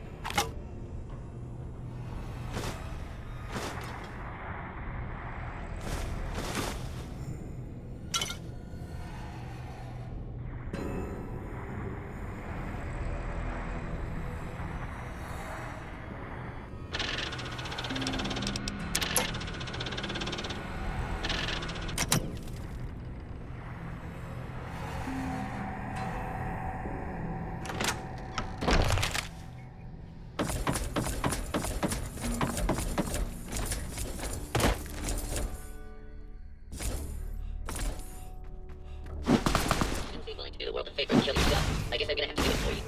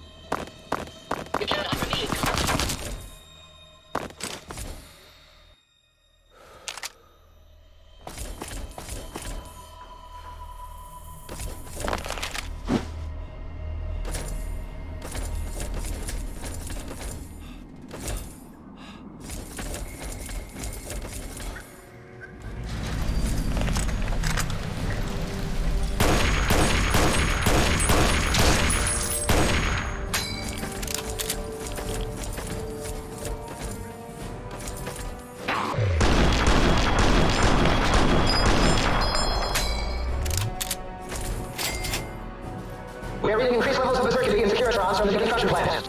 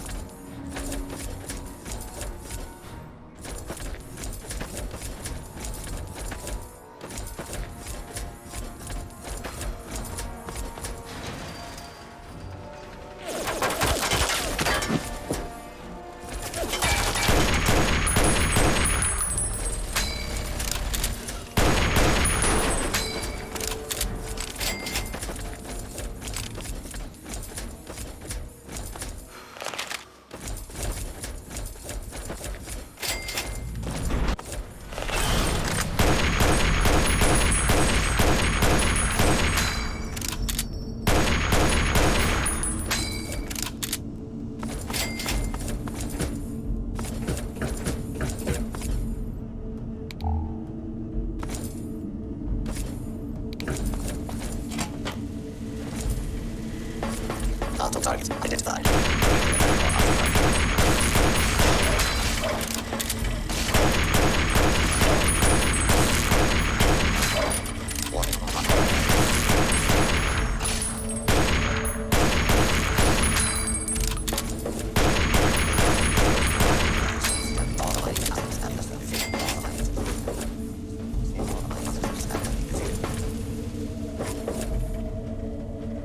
Scanning for hostiles. Scanning for hostile. Hold it right there.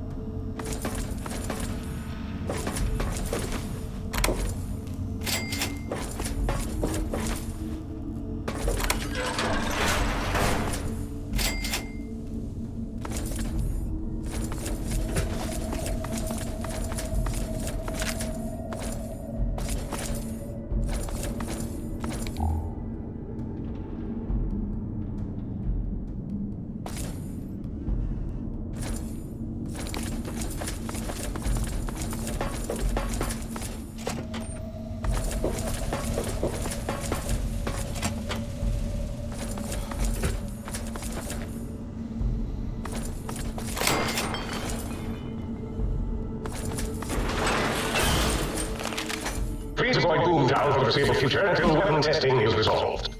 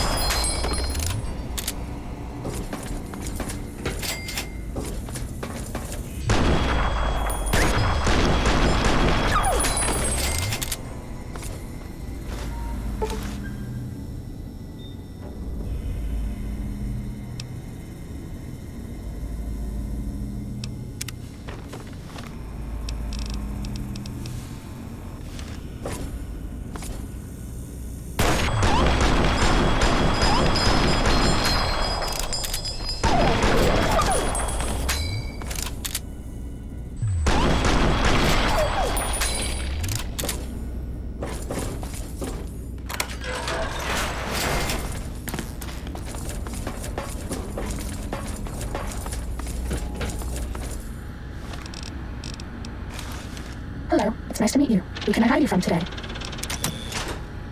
Data collection array online. Please use the terminal below to begin user synchronization. Stim pack reserves adequate.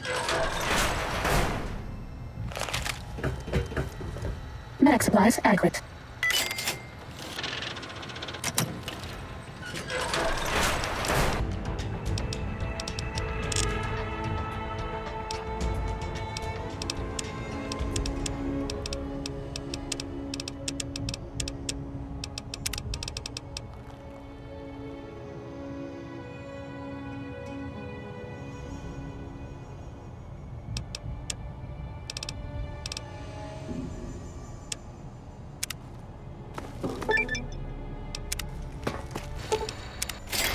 Test data processed. Firmware updated to version 1.4. Impulse accelerator online.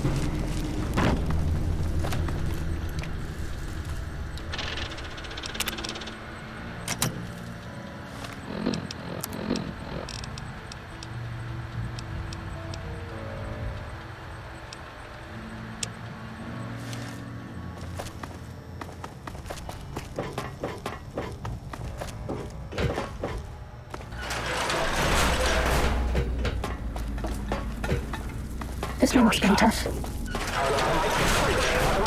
Zero.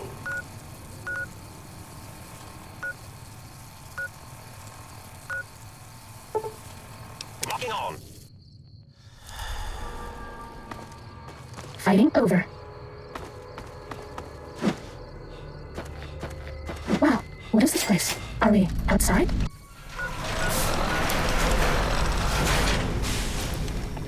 Don't you like me anymore?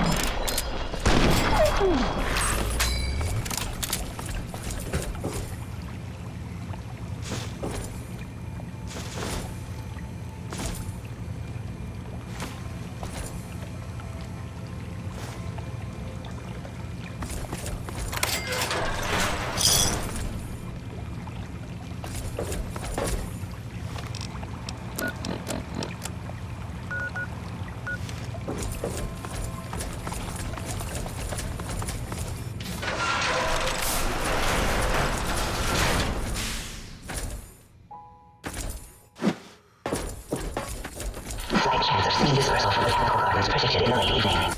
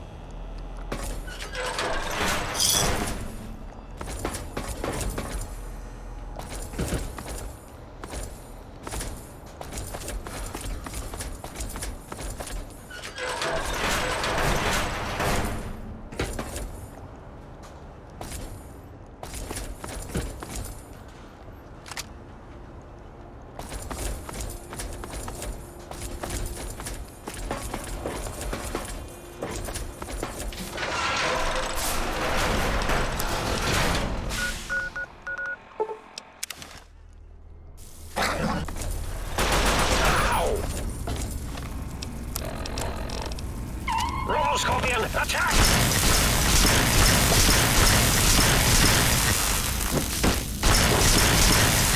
You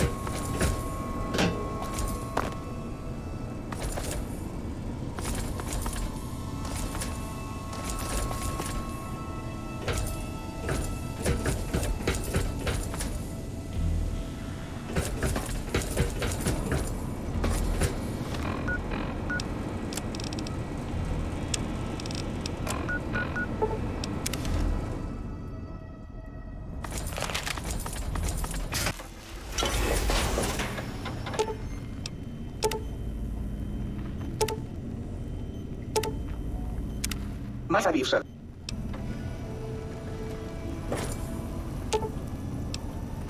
You've been working with that biological research station, haven't you? I suppose you'll want to clean up. Come back anytime you want to drink, or to get clean. Well, hello.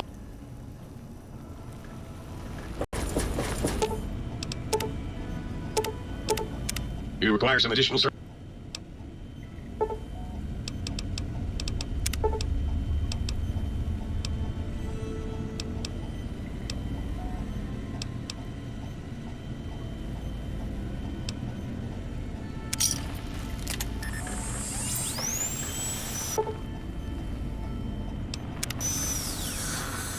No.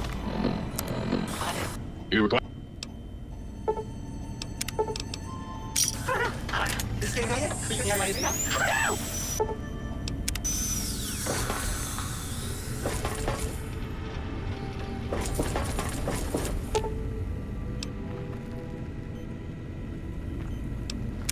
Greetings, citizen. Won't that keep you happy and docile, citizen?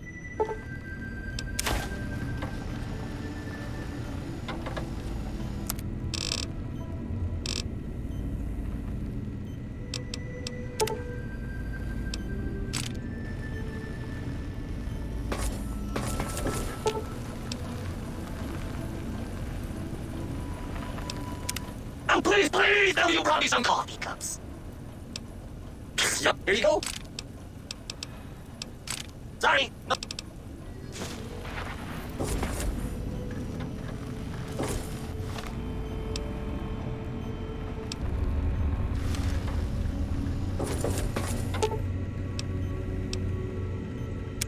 How can I eliminate you? I certainly can.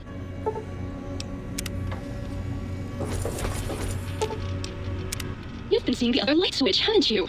Am I not enough for you anymore? You bet I can. I bet that's more than that other tramp can do, huh?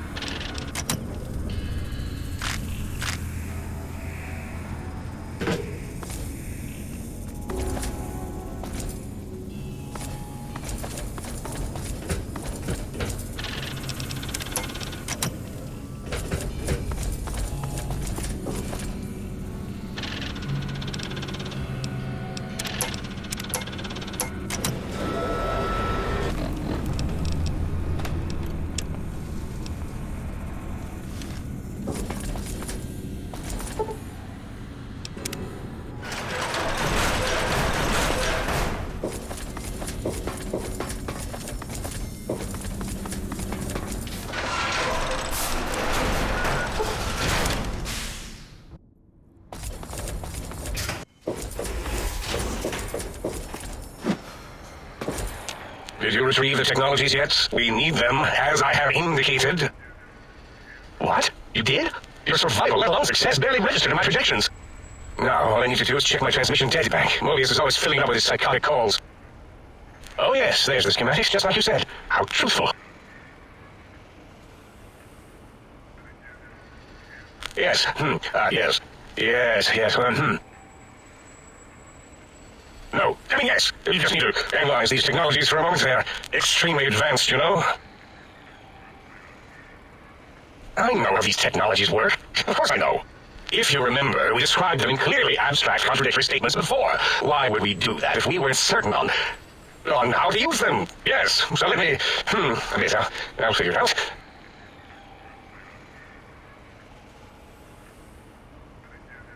Yes, that's what I believe I said. I've got it. The cardiac regulator in the suit, the antenna for brain waves, and the sonic frequency for the vertebral nerves. I'm thinking. This is all very complicated. Let me check something. Of course, I have it. The override sequence to open the Forbidden Zone door is hidden in the schematics. Well, not hidden. It's actually right there, behind the programming equivalent of coffee stains. It's embedded in what seems to be recursive code. It's badly commented there and there. Oh, and null pointers very sloppy, Mobius. You see, using the antenna to boost the emitter's sonic frequency, and the stealth strip to bypass the Forbidden Zone lock. Yes, that could work. Was that my plan? It must have been. Sometimes I truly surprise myself. The door is open, and now Mobius will get his. Biological? Ridiculous. I mean, technically, these items could all be used to put you back together once you had your brain. But for now, they can be used in the name of aggression. The door should be unsealed. Now, instead of being subjected to threats, we can now send an equally threatening message to Mobius. And that message is science. Deliver this message, and Big Mountain shall be freed from Mobius' reign of terror. You can go now. That's your cue.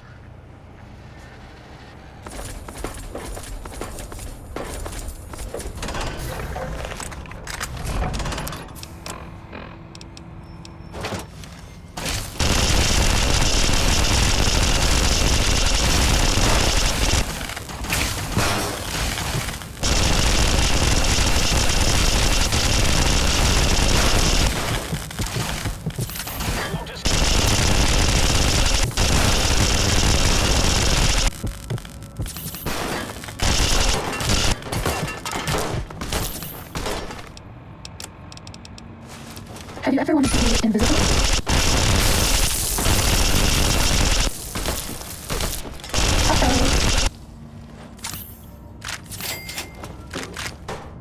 Stimpack reserves adequate. I hope I didn't leave my giant brother Scorpio in East Tower like no tomorrow.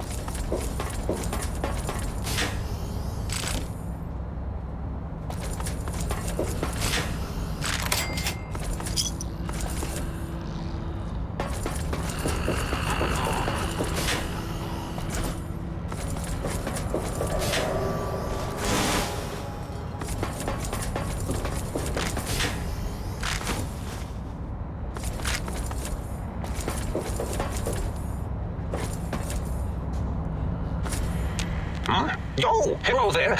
You are there, aren't you? Forgive my confusion. So hard to tell these days. You seem familiar somehow. I'm guessing you're here for your brain, perhaps? It's just up there. Such a nice brain, young, very bright. A little hard to see you. Can you walk into my left, right FOV cone? Ah, that's it. You're coming into focus nicely. Oh, did I leave that on? I thought I powered it down. Was wondering what was causing the power outages. Really? That implies preconceived notions, theories, and a hypothesis about this meeting? Please extrapolate. What was I supposed to be like? After all, it might be worth a cognitive realignment if your theoretical Mobius is better than I. Do you? You seem fine without it. And does it even want to go back with you? Maybe you should ask it. It's quite independent, has all manner of opinions.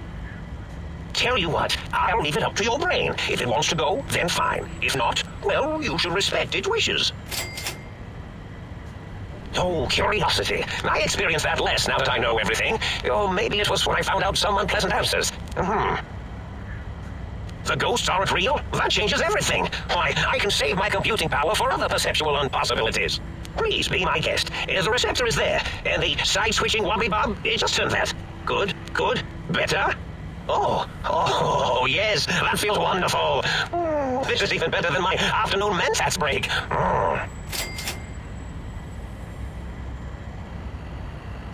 Oh, I was probably tripping hard on Psycho when I sent that. Had to work myself up to it. Not usually violent, except when I am. Then, watch out! So many chems, such varieties. Whenever I take Mentats, I can feel my entire chassis breathe like a big spherical lung. As for the Psycho, sometimes get the chem dispositories in my tank all switched up. Go in the wrong tube. Still, served its purpose.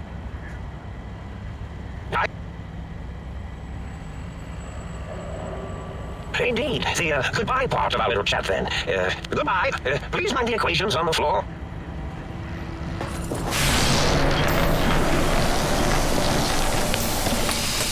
Well, look who finally dragged themselves in out of the wasteland. And where have we been, Crawling through bits of radioactive muck again? Ah, lovely. Figured that out, have we? Would you like a cookie?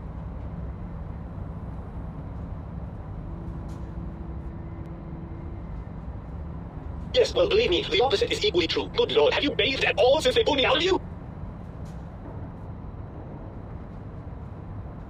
Well, I see sarcasm hasn't eluded you. Fine, perhaps now isn't the best time, but it's the principle of the thing. Oh, had I? What exactly would you do if I don't? Not put me back in that cranial dungeon you call your head? Heavens forbid. You wouldn't. That's inhuman. You're a monster. A deranged, self-destructive monster.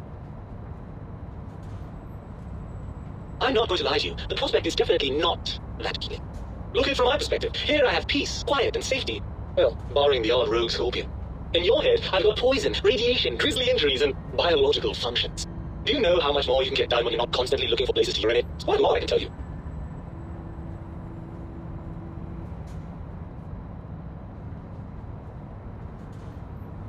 If you want me back, we need to establish some ground rules.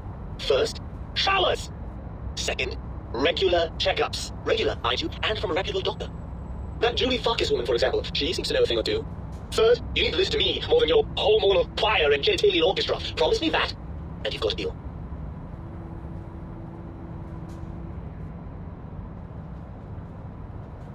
Well, certainly there might be some things I miss about being ambulatory. We have seen some incredible sights, haven't we? Jason Bright and his followers launching into the vast unknown. Helios 1 coming back online. But still, given the tremendous, potentially life-ending peril that went along with those, yes, I'd rather stay here.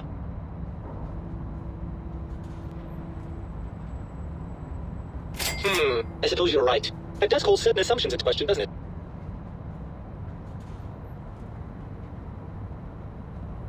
Yes, all right, bravo. You've come up with something I neglected to consider. There'll be no living with you now. So, what do we do about this?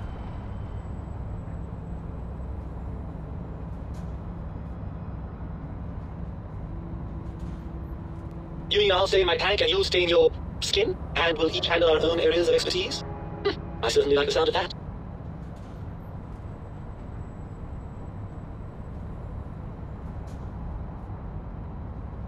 It's not that I didn't like being in your head, you understand. As far as heads go, it was a rather nice one.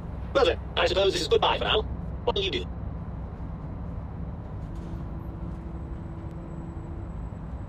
Will you take some free advice from your brain?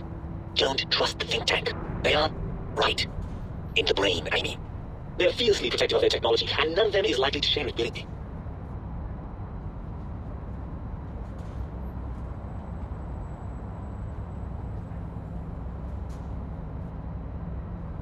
And you believe them? Really? I know you were recently deprived of my fabulous advice, but... Really? Once I'm delivered into their clutches, they'll find a way past the radar fence and the whole Mojave will be their playground. And that is assuming, of course, that one of them doesn't take a fancy to our body and decide to slip his own brain into it instead.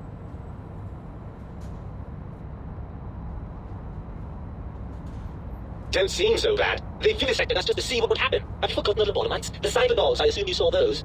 Imagine that kind of science spread across the entire Mojave. Every man, woman, and child we've met reduced to a lobotomite. Is that what you want?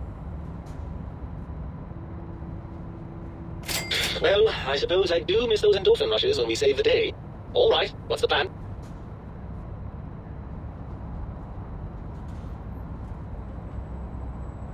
That arrangement suits me fine. Do try not to get too many holes drilled in your head, will you? I may want to drop by for sentimental reasons. Right then, you best be off, haven't you? The think tank will be waiting. No, don't worry about me. When you're gone, I'll flush myself over to the sink. It's amazing how far you can get in this place with a good flush. I'll keep myself in near the ductwork. Klein won't suspect I'm inside the dome, so he won't know the pacification field no longer works on us. I can also upgrade the sink's autodock with the procedures to reinstall your heart and spine, assuming you want all that flesh and gristle back. With any luck, I'll see you in the sink when this is all over.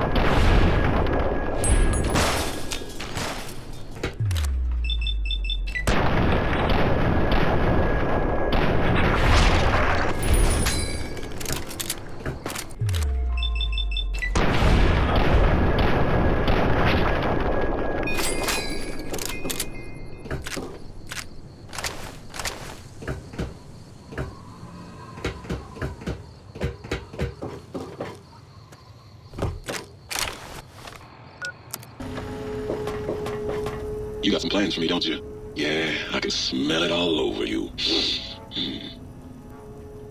Ah, yeah, baby. Just slip it in there, all the way down in that dark, moist earth. Launching interface.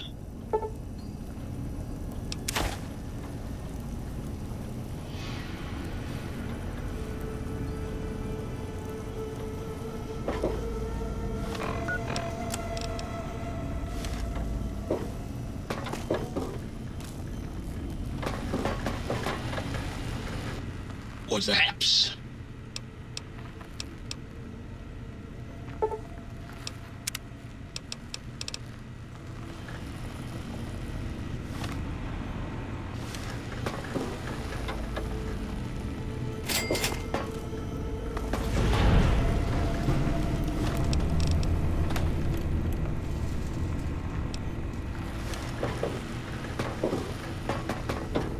The commies have eyes everywhere, citizen, and that means they're not just guys. They're peeping toms.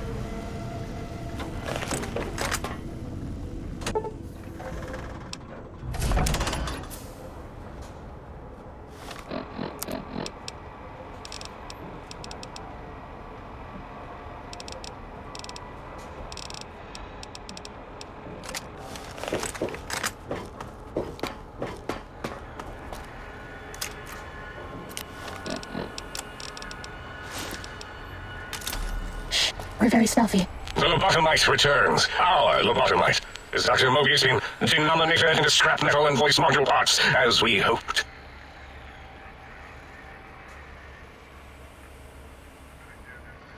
A fight? I've never been in a fight. What do I... Colleagues, think tank! Alert, alert! We are under attack!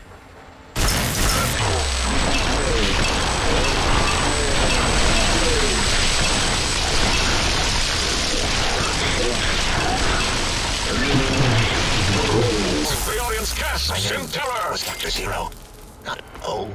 Spin pack reserves adequate. Zero. Medic supplies adequate.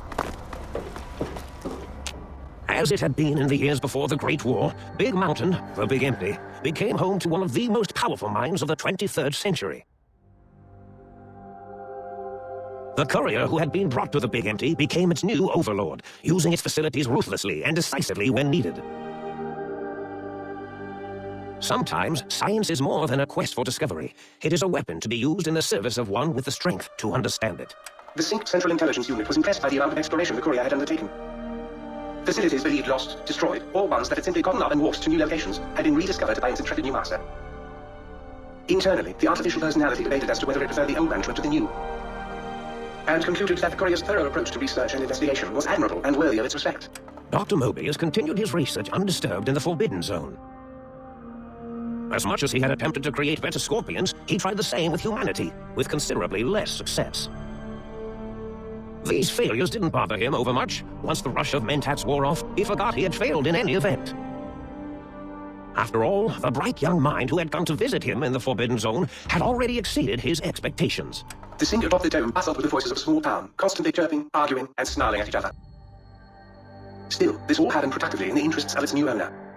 The Sync Central Intelligence Unit discovered, despite its inversion code, it was comforted by the sense of community the other personalities gave it.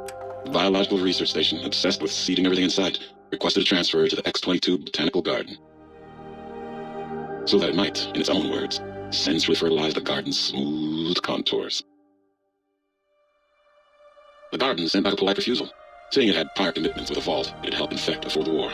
The book chute continued to devour all seditious materials until it nearly choked on a paperclip. It adamantly maintained it was a Chinese paperclip, and the whole thing had been an elaborately orchestrated assassination attempt. Whatever the reason, it slowed down for a while, carefully appraising each document and clipboard that came to it. The light switches continued to flicker and flicker. This persisted until the day someone dropped a flashlight in the sink, and the two of them united in their hatred of the showboat. One of them eventually transferred to the Lightwave Dynamics plant and began a long, unrequited affair with one of the holograms. The Sync continued to ruthlessly scrub any particulate matter that came near it. Eventually, it gained access to the magnetohydraulics plant and nearly flooded all the Big Empty in an attempt to scrub the crater clean. Once it learned of the innovative toxins plant, however, it gained new purpose. It sought to develop antitoxins to flush into its drains and counteract the poisons bleeding into the soil. The toaster continued its psychotic spree, reducing all appliances in range to scrap electronics and spare parts. It learned several new murderous techniques from the courier and built a blood shrine to itself in the cuckoo's nest. The cave floor was soon filled with the horror of 100 gutted toasters, a silent, grisly, unplugged audience. Their purpose? To toast bread, unfulfilled. Muggy did his best to collect coffee cups, although in his quest, he accidentally trapped himself in Higgs Village. It might have been the end for poor Muggy. Except, he found it peaceful there, tidying up the kitchens of the think tank professors back when they had been flesh and bone. Well, except for Dr. O, who was an asshole for having created Muggy in the first place. Muggy left O's house deliberately dirty, punishing the dishes and cups that lived there in blind revenge for serving Dr. O. Nah, old Jefferson. The sounds the courier brought him created a symphonic counter-frequency that saved Big Mountain from sonic invasion in 2910. If you didn't hear about it, good. It was rumored by the other personalities that he had a brief fling with the light switches. Although he forgot their names once too often and was soon left in the dark as punishment. Autodoc, always gentle and methodical, kept sewing up the courier in all the right places when the skin split open from repeated wear and tear. The Autodoc was just glad to have purpose again. It heard its simpler brothers and sisters who got shipped to the Sierra Madre were bored out of their skulls in that toxic dead city. In time, the Autodoc found a way to deactivate the Y-17 trauma harnesses, releasing the corpses they had held prisoner for almost 200 years. As the courier ran through the X8 facility multiple times, the computers analyzed the test subject's movements. Rather than performing a superficial observation, they realized the subject barely knew what communism was, or even what a high school was. This confused them for a time, until the facility finally realized that its research had succeeded. So it let its cyberdogs out into the wastes to help protect small communities from physical aggression rather than communist propaganda. The infiltration program in X-13 felt spent, having repeatedly upgraded the stealth suit until it could upgrade it no more. It felt worn, fulfilled, and a bit sluggish. It realized not long after, the stealth suit had left it, without so much as a note on the nightstand. So the infiltration program sent out robo-brains into the wastes, looking for its wayward technology. It eventually found Ripcon HQ, and set up a new research center, pesting and murdering fiends who kept breaking into the facility. The courier left the brain at the Big Empty. A strange thing to say, but it was the truth. Brains are less important than they may seem. When the courier's body finally passed, the brain was saddened. It kept on, remembering the vessel that had once contained it. And so it burbled and bubbled inside its tank, smug that it still could dream its future without glands getting in the way. In time, however, it became so self-obsessed, it wondered if perhaps nothing existed except itself. It decided to test this by turning the weapons of the Big Empty against each other and seeing what happened. The answer is lost to history, as is much of the Mojave. The think tank basement, filled with lobotomized robotical frames of the doctors, now served as a graveyard. The monitors had recorded the battle in its entirety, including the think tank's final, shrill, terrified screams, whimpers, and pleas for mercy. They broadcast these humiliating last moments as a warning to anyone approaching the perimeter that other smarty pants were not welcome.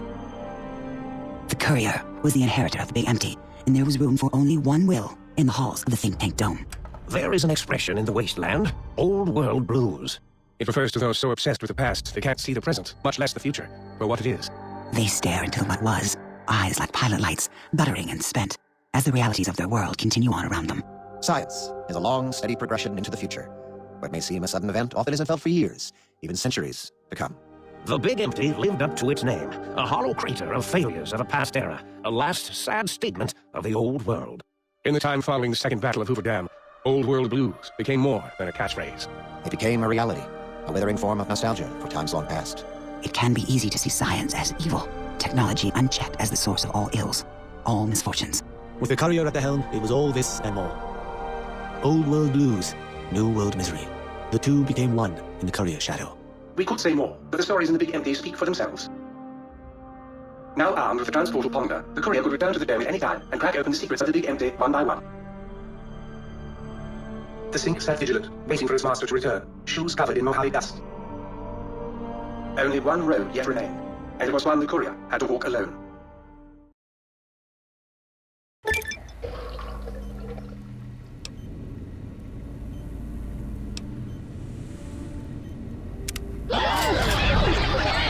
I don't know what has ever been as unnoticed as me.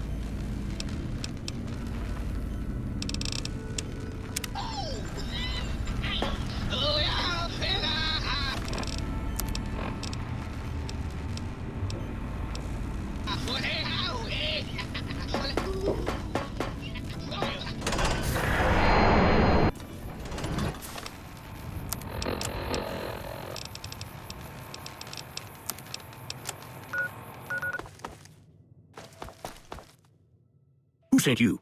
I ain't talking. They tried to get me to talk before, but I didn't say nothing. And I don't aim to now, by gum. I give up. Please don't do no harm to me, mister. At least the way it's not my face. All I got left is my rugged good looks. What do you want to know? Because they know I ain't just barking here. What I say has got bite, because it's the truth. Them quack doctors can say what they want about all the rat scorpion stings that done pierced my skull, and I know what I seen. Folks will tell you that they seen ghouls up near the rocket factory. Sensationalist hooey, cooked up by superstitious yokels, seeing phantoms of their own imagining. Ghosts, commie ghosts who don't know they're dead. Hoping to steal our rockets so they can fly up and paint the moon pink and draw a Lenin face on it. I seen one of them disappear and reappear before my very eyes. Although, being a scientist, I have to admit I might have just blinked for longer than usual, what with the shock of seeing a commie ghost and so forth. I don't trust a man that doesn't have something strange going on about him, because it means he's hiding it from you. If a man's wearing his pants on his head, or if he says his words backwards from time to time, you know it's all laid out there for you. But if he's friendly to strangers and keeps his home spick and span, more often than not he's done something even his own ma couldn't forgive. If anyone asks, we never spoke.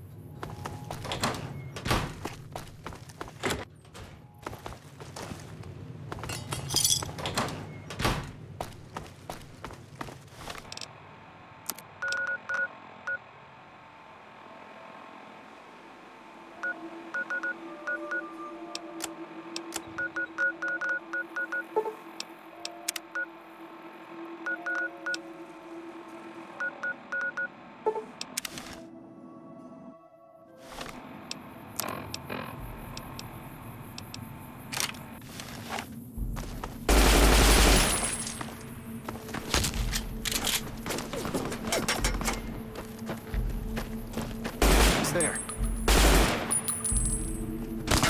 Check the fire. Check the fire. Man down.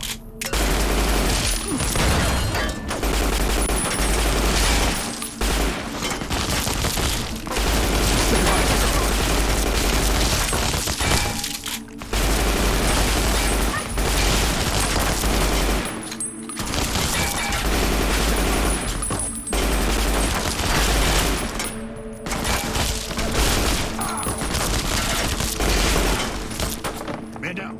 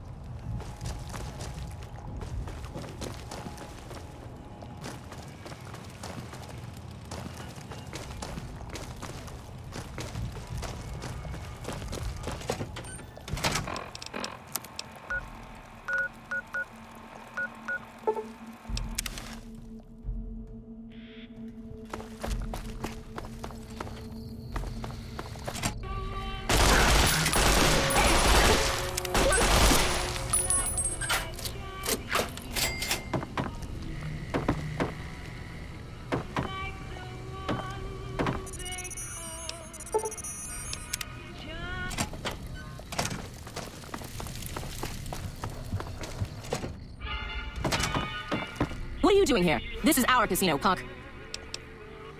Huh. You've got moxie, buddy, but we don't take kindly to tourists on our turf. 100 caps should cover this trip into our territory. Fuck, we lose again. We heard Prim was right for the picking, so figured we could come here and shake down some of the suckers. We weren't expecting a sheriff here. We're just trying to put as many miles from NCR as we can. We don't want to be anywhere near New Vegas when the Legion crosses the river. And it'll be the last thing you hear.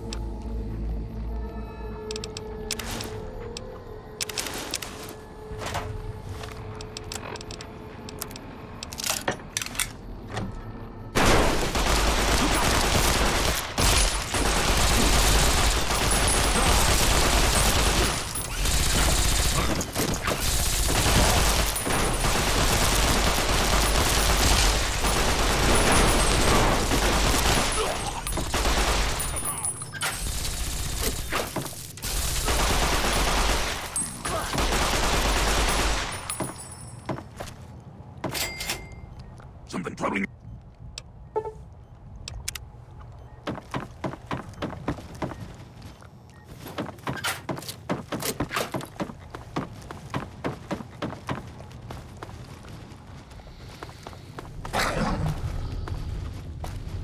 Prepare for your death! I know you're here. Found you.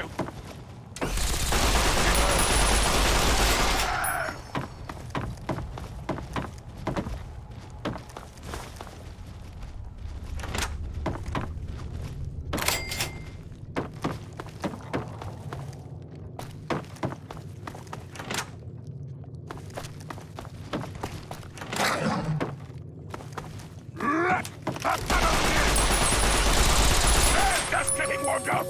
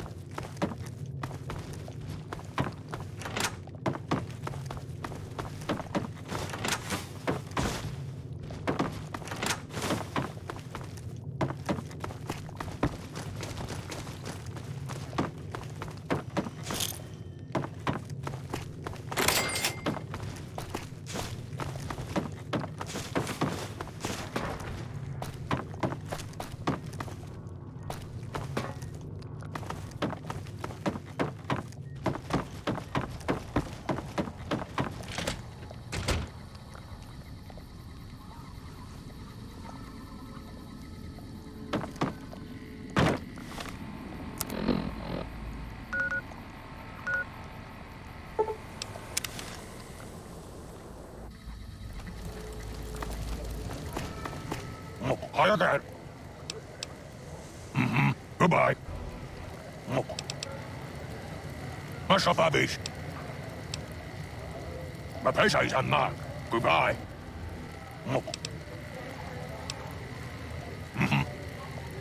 I have to go now. Bye-bye.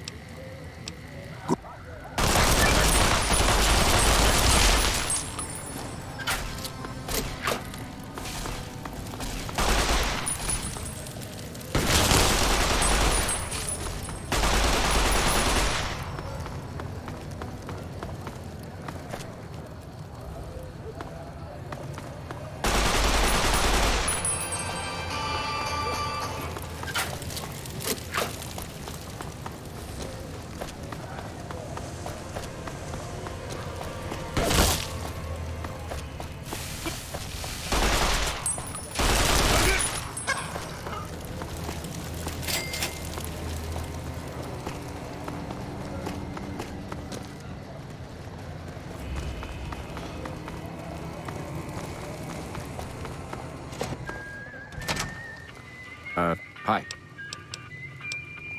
Well, Promise, this will be swift but painful.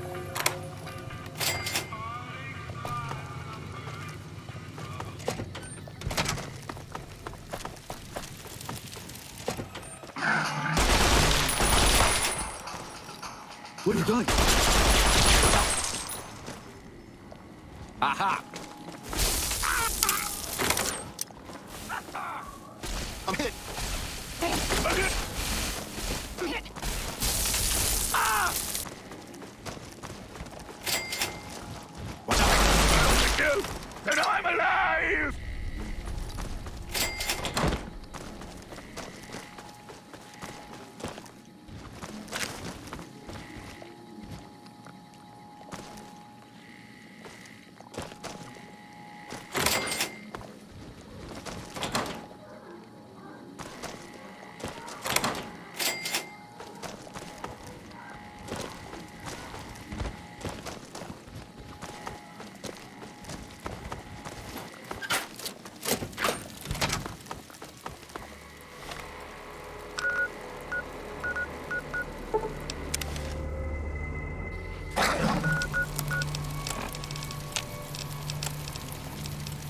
You're right here, sir! What the hell? Dirty coward. Murderer.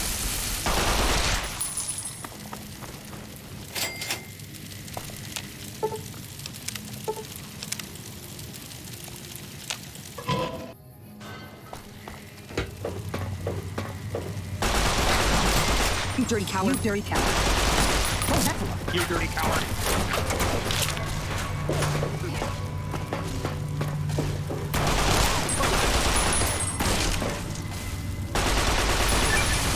You dirty coward.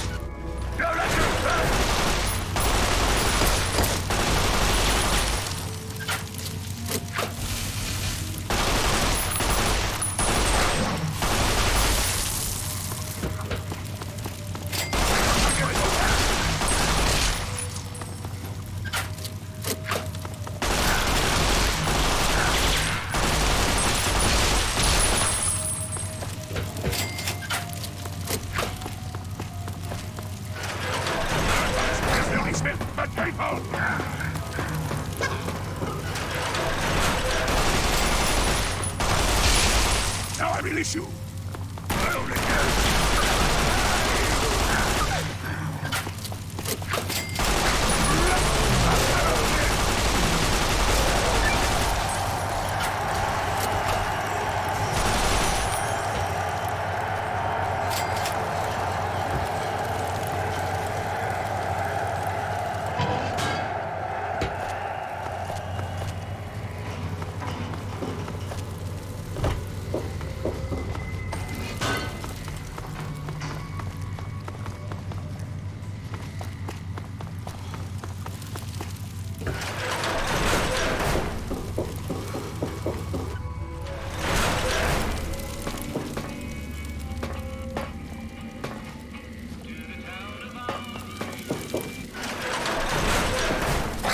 Help me. Where? Damn. You return.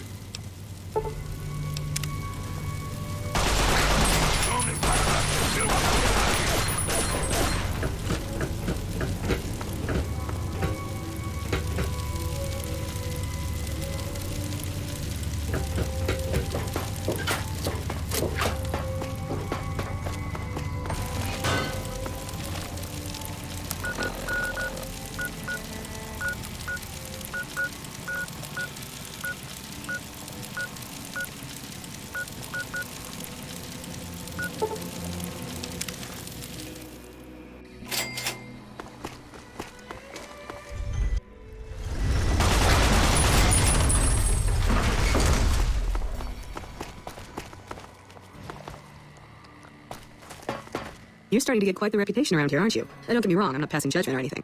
The fine proprietors of Mick and Ralph's appreciate that kind of attitude and would like to offer you a discount on their fine wares. Just as long as you keep making waves, that is. Be seeing you.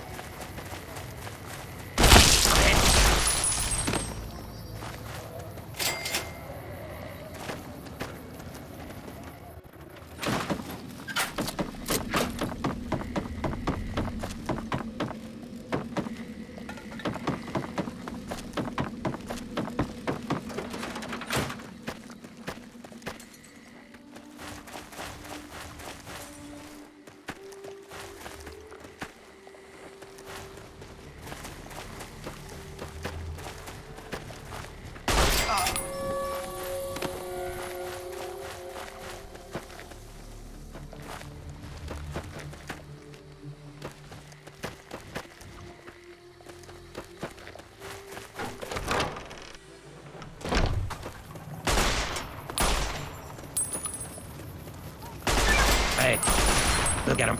Do that again.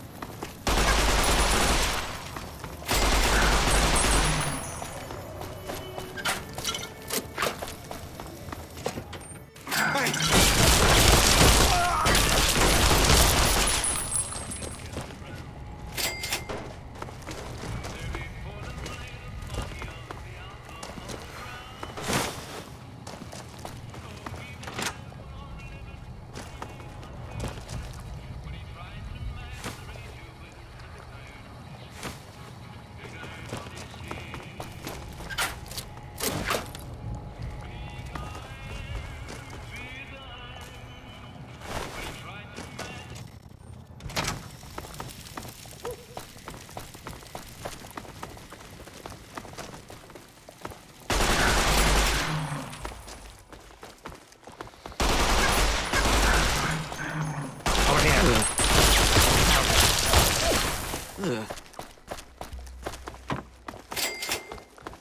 should be mindful. Light him up.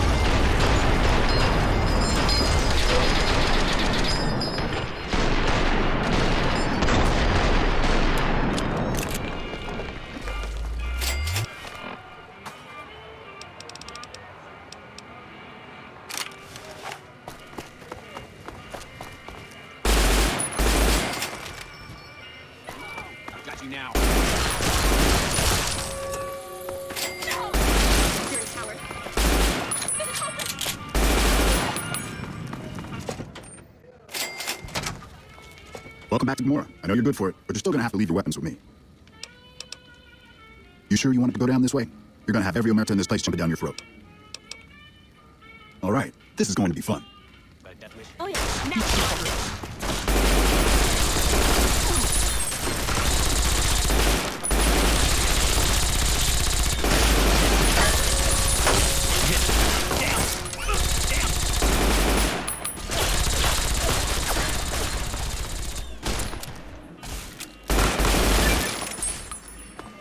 Oh shit, oh shit, oh shit!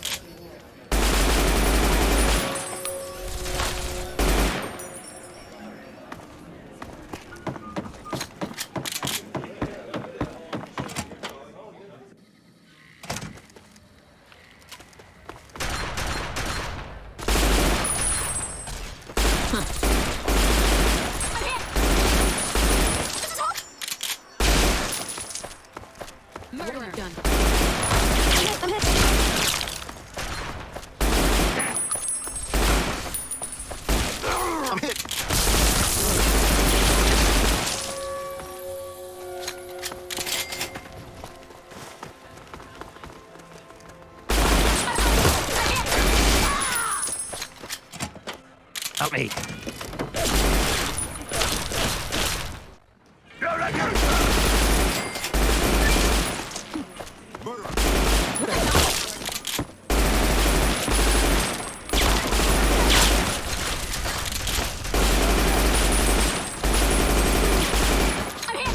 I'm hit.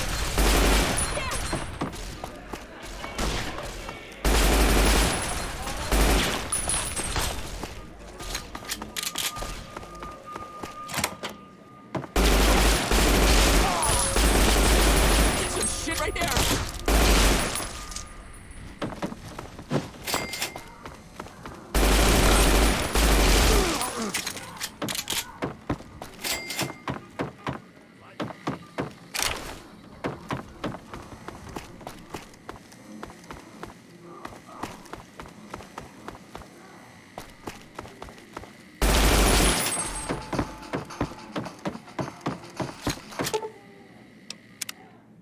I'm gonna send you. I'm gonna make mincemeat out of you.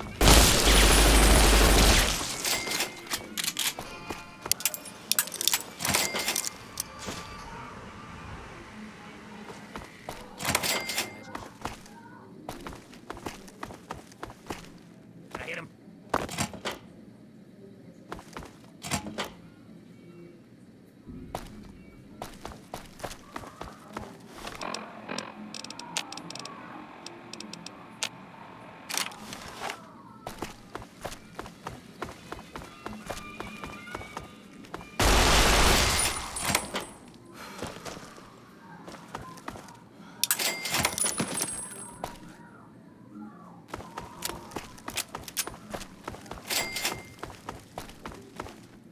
Over here.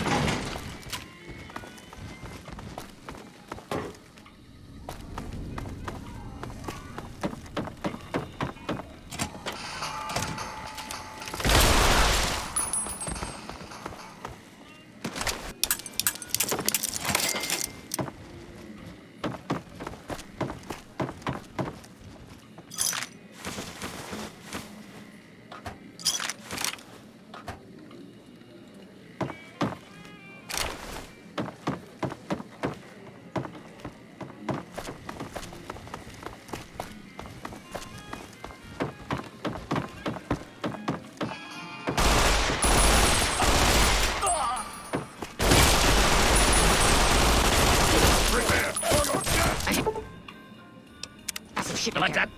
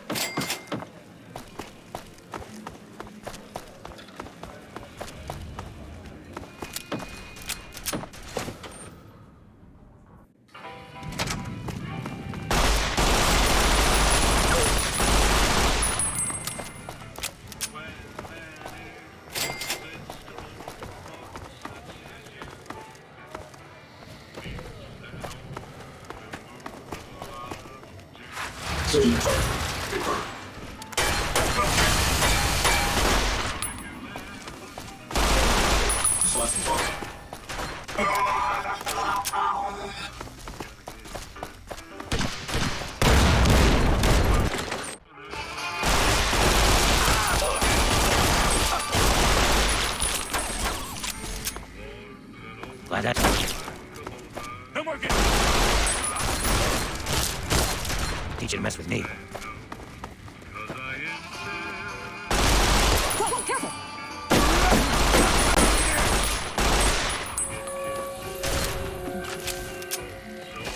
What's the matter, huh? Can't stand the sight of your own blood?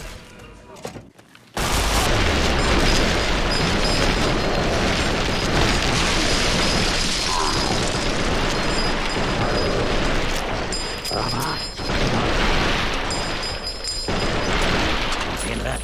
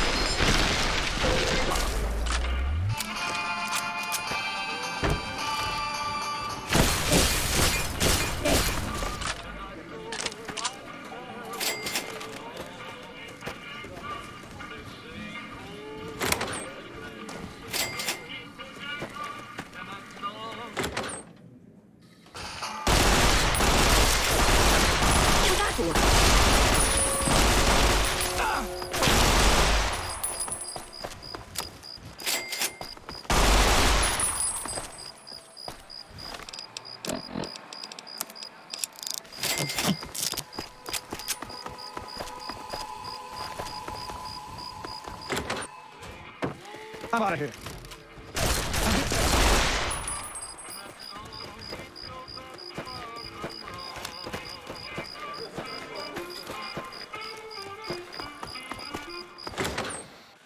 Entering combat.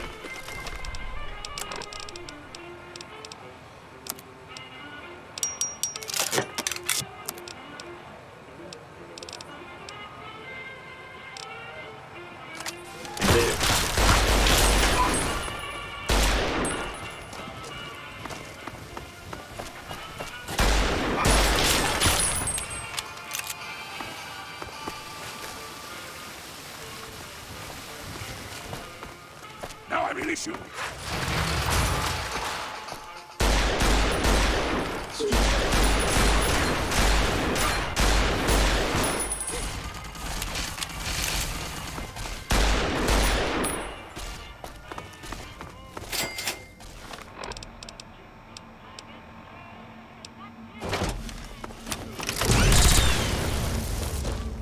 Murderer!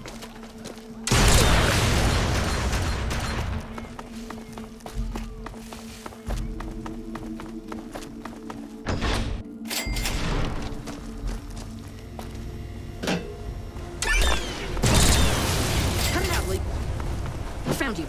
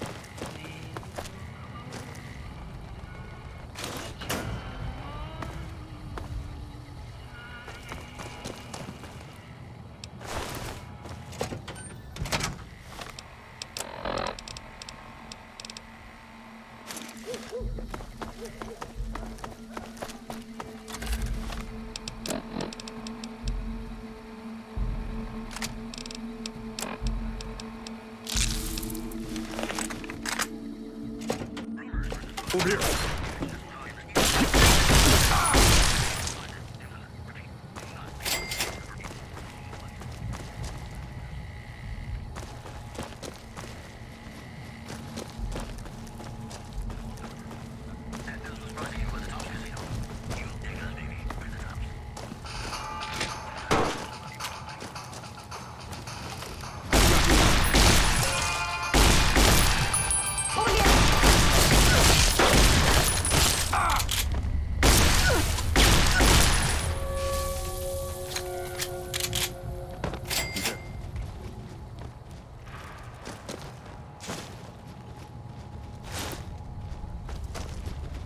Who's there?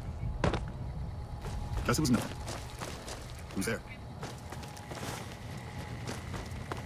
I've got you.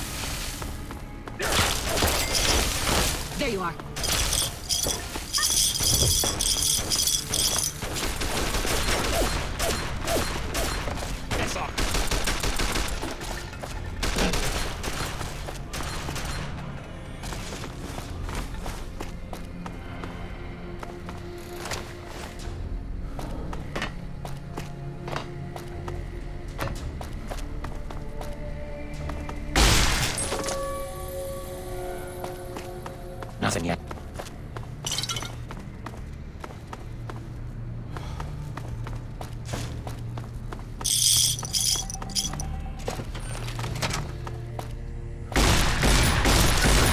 Over here!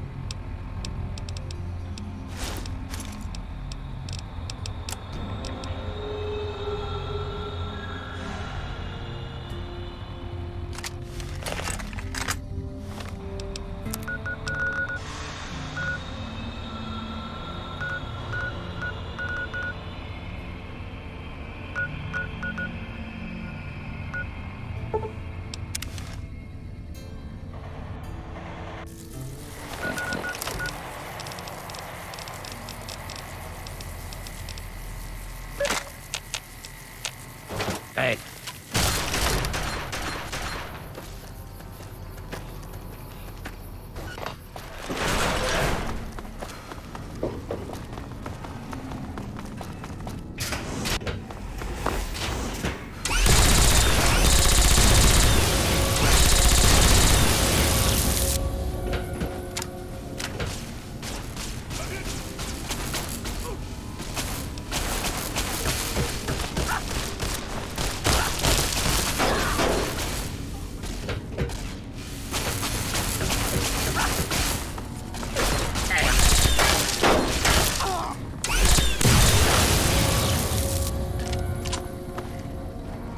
There's more where that came from.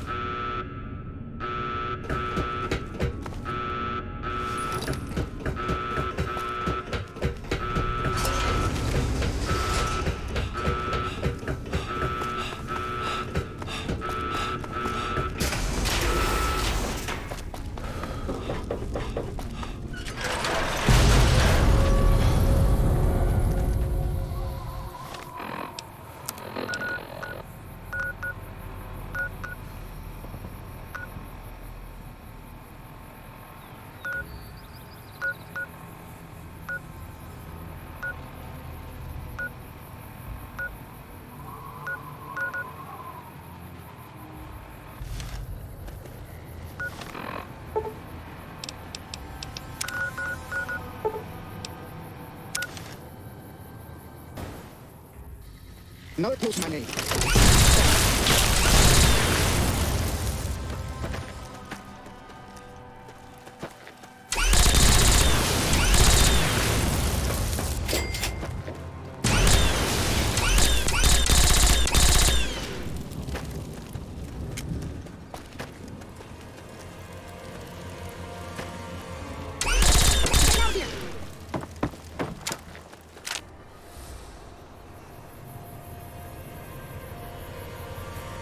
Over here.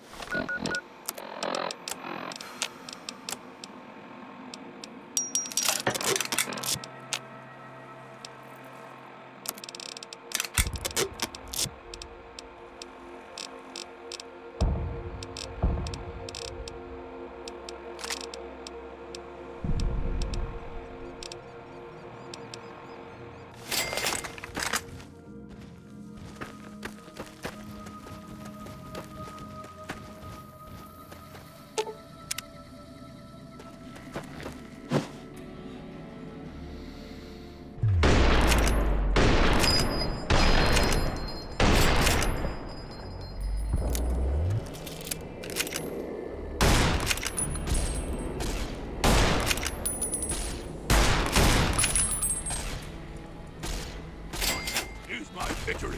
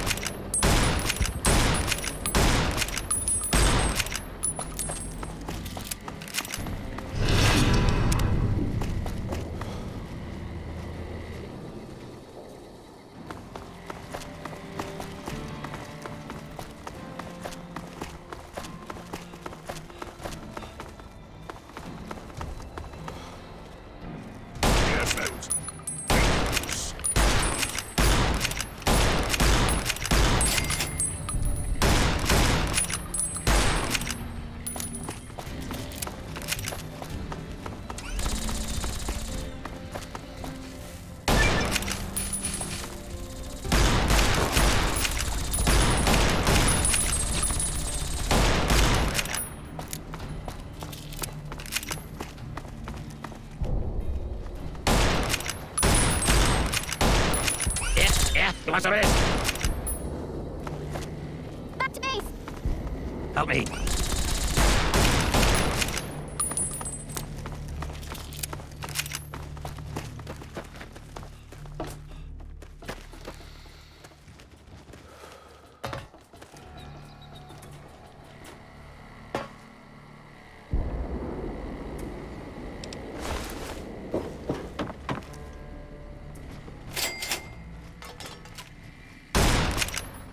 Come on.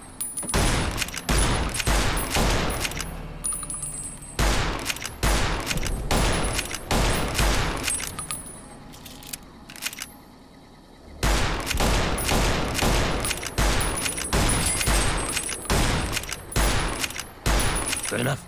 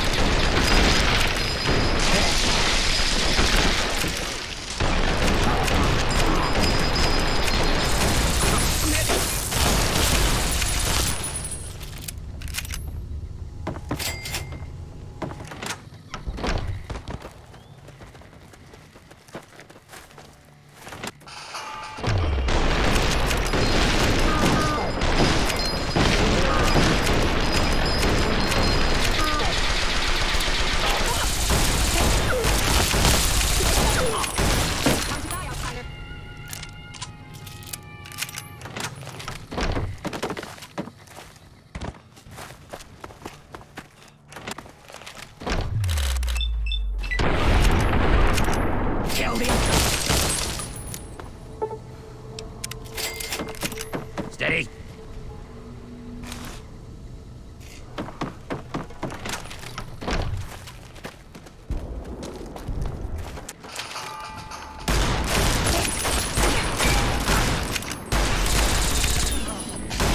Whoa, are you... Lock target and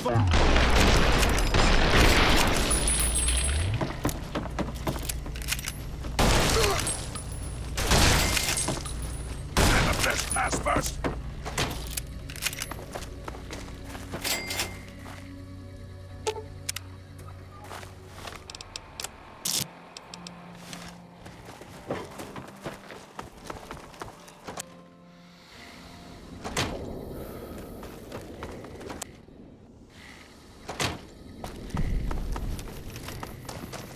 You'll attack him, bastard.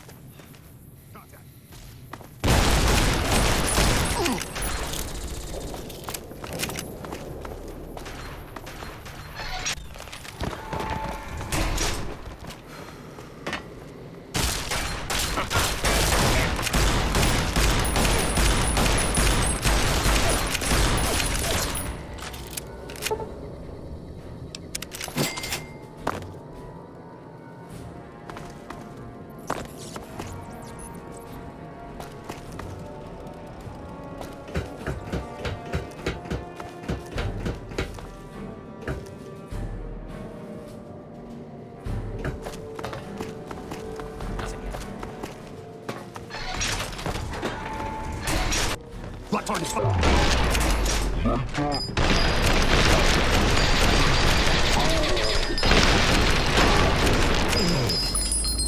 Uh-huh.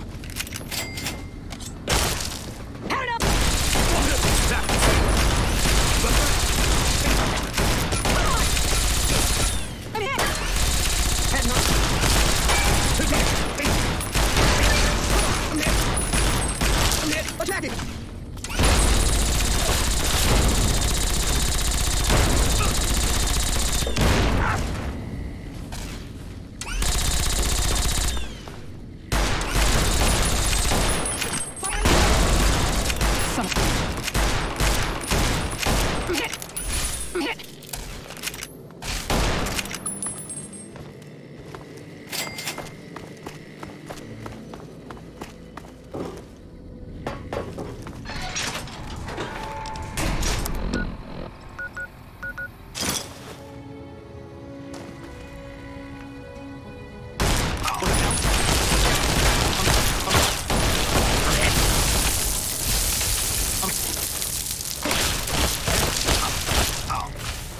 I'm hit.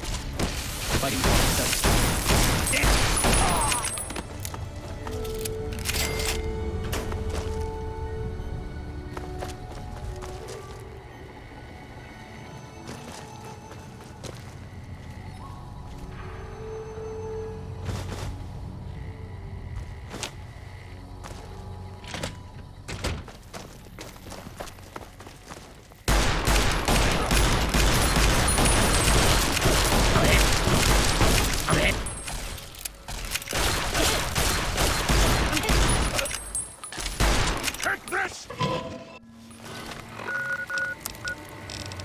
Only one of us will walk away alive.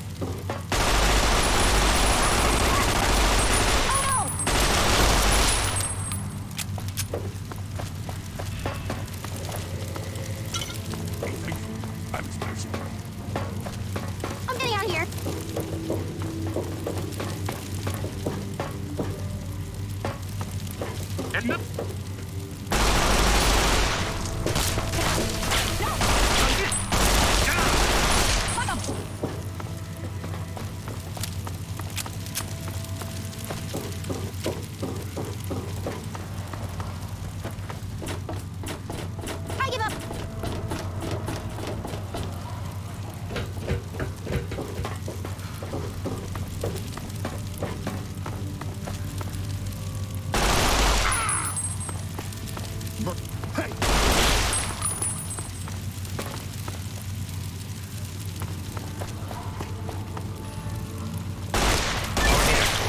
I've got your back.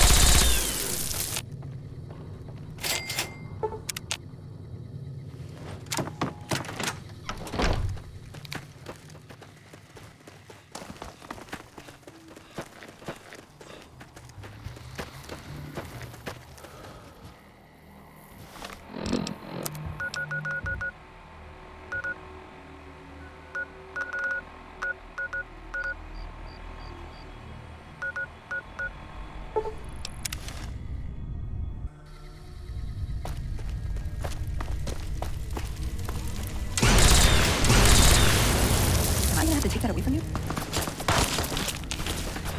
Listen, but at least I got the chance to try.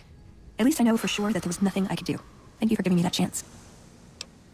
Let's go make...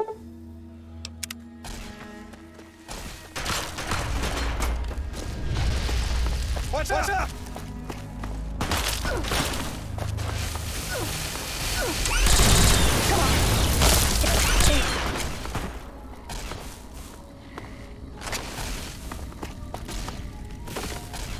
Take him out.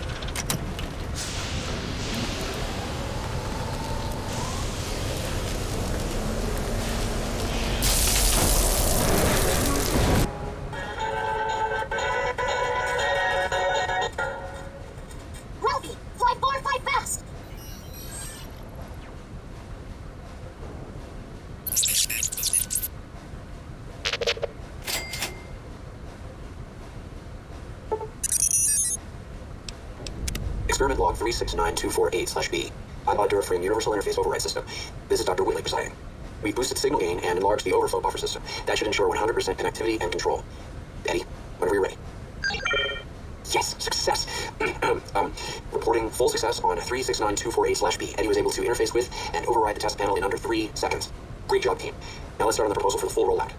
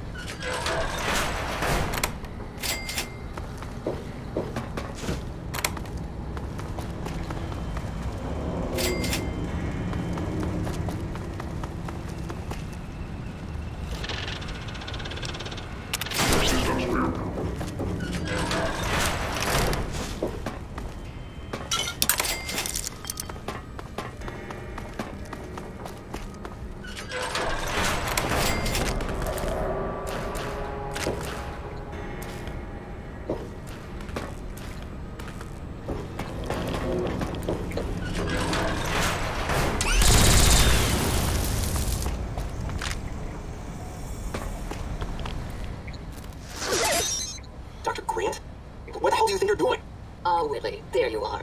Orders from Colonel Autumn. He feels the iPod Duraframe project isn't advancing quickly enough. I'm zero. You didn't even disengage his damage wins protocols. You're hurting him. Don't be ridiculous. It's just a machine. See here, I've already increased the navigation system's efficiency by 65%. Get the hell out of here! Fine, Whitley. It's your lab. At least until I tell the Colonel about this.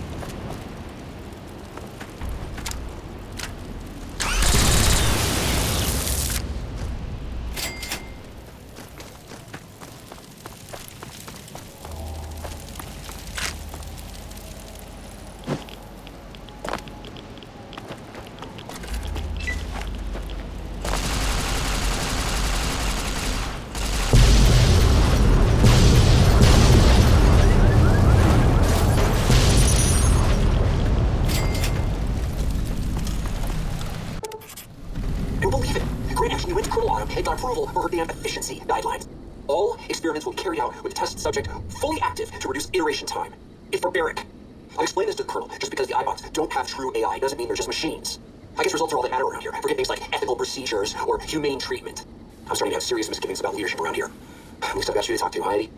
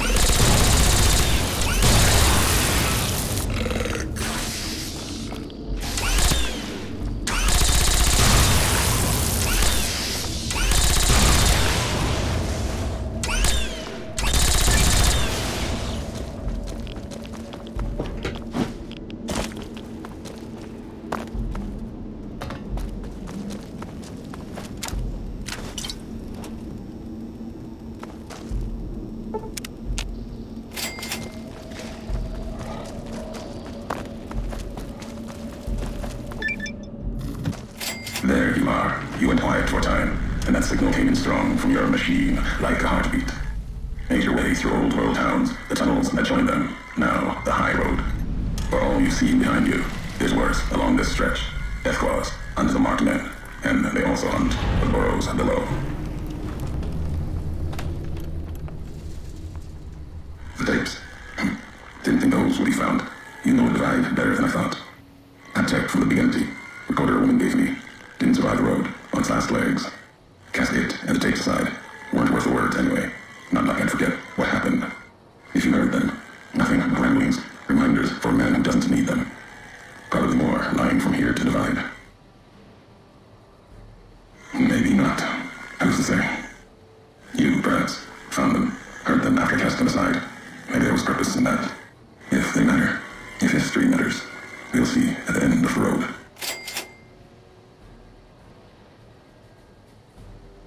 Pain makes for strange allies. The hate the bear and bull shared across the battlefield now turned against the divide. Few survived, intact. Many NCR were already here when the destruction happened, keeping the route east open in fear of Kaiser, fear of the Legion. The why of it, Hoover Dam. The bear, NCR, couldn't be allowed to reach it easily. Long 15, Heyman, both bad enough. Kimbo, Kaiser, House. You'd think the whole world was that wall, cutting the Colorado. If I'd never laid eyes on it, never spoke of it. But once found, it was all Kaiser could see. That, and the flag beyond it, another symbol, big enough to challenge him. And the divide, one of the roads to it. Legion was tasked with cutting that artery. If you can't kill the bear in one stroke, bleed it, starve it. That kind of murder is what any of the Legion would have done. Now, the divide belongs to history. At the end of the high road lies Ashton, its silo. That machine I'm with you, if you open it, wake it up, like it did the one in Hopeville. Hate? No. There's nothing to hate in metal, steel, gold, or platinum. You're a machine. It's just a tool, made of wreckage of the divide. All that was brought here. Many in the Mojave think the divide's nothing but canyon and storm. Wasn't always. There was life, a town, farther west. Not talking about an old world town like Hopeville. More recent. Something you saw in your lifetime. It had the name, the divide, too. But rather than cracks in the earth, it was a road from the west into the Mojave as a supply line. Took a courier to make that road. You. Back then, you saw the road with eyes facing east. This time, the divide's in the other direction. And if your eyes try to make sense of it when you reach it, home's not what it was.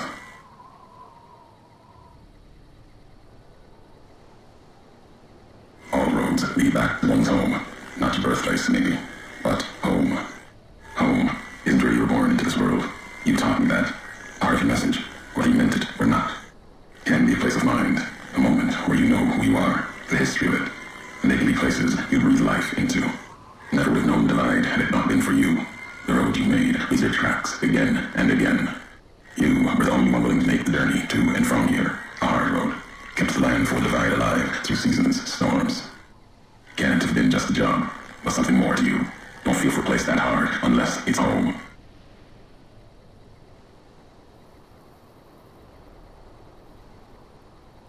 It means everything, even if you deny it. Cast it aside, that speaks to what you are, proves what happened here. It was you walking that road that kept the divide alive. It grew from what you did. Settlers, camps, filling that old world city. Chance for a new mission, new beginning, new way of thinking. Could breathe new life into the Mojave, reaching east, west, like Goober Dam. But not old world. Something you made. Road was supply line. NCR saw the worth in that road you made. State to claim whether it was wanted there or not. True elsewhere in the Mojave. Ever the bear tries to cling to life, the Legion comes, bearing messages. Some brought by blade, others by couriers. You knew what was coming, as sure as I know what's coming for you. This time you carry the burden, walk west into the sun, and keep walking until it dies. There, I'll be waiting.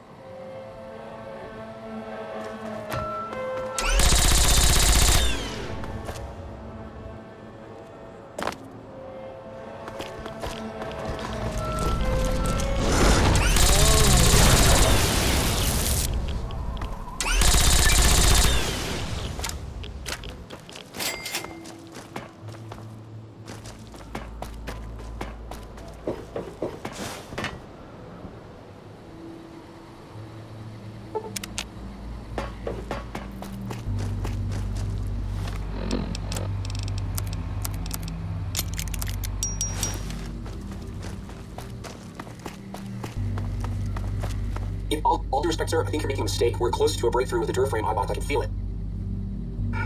Yes, sir. Yes, sir, I understand that we need the Duraframe assets for Hellfire armor, but... No, sir. Yes, sir. I understand, sir. I'll tell the team to start disassembling the ED series prototypes right away. Hey, you little rascal, were you eavesdropping again? I think those videos you watch are a bad influence on you. How much of that did you hear? Didn't Dr. Grant say she'd upgraded your navigational systems? I think I have an idea. How'd you like to be just like Ralphie?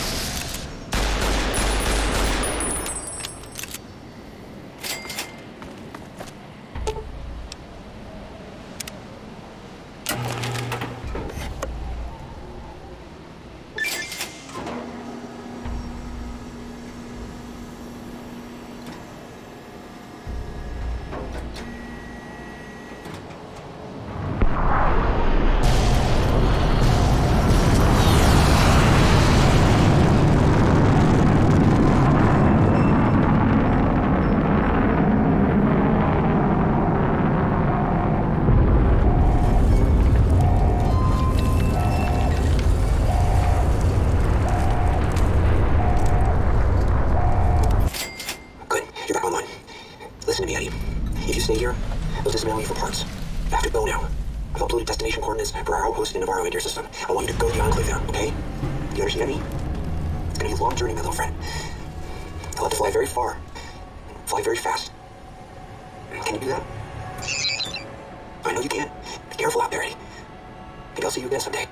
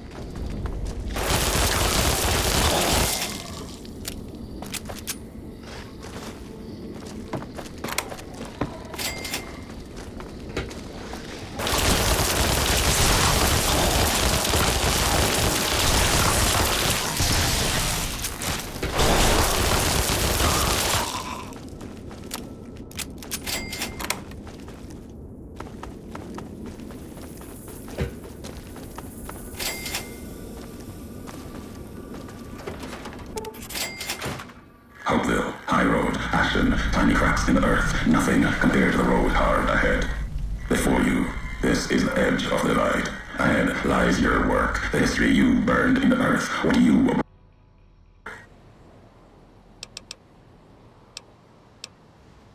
You delivered a package, had markings that matched those in the divide. Not all, but enough. Military markings, from someplace the bear had savaged in the west. Maybe seeing those markings on it reminded you of home, made you carry it. It was from the west, from deep in NCR, whether made by them or not. It came here, through your hands. It was a device, a detonator, one I'd never seen before, or heard before. You carried that thing to the divide. I know because I followed you as you walked the road, watched you do it. You brought it here, to the community you built, and you are responsible for what happened after, when the device opened, started to speak. When it did, the divide answered back. Those missiles you've seen, buried in their silos. They exploded beneath the ground, cracked the landscape. Sand, ash, the dead. The divide skies became a graveyard.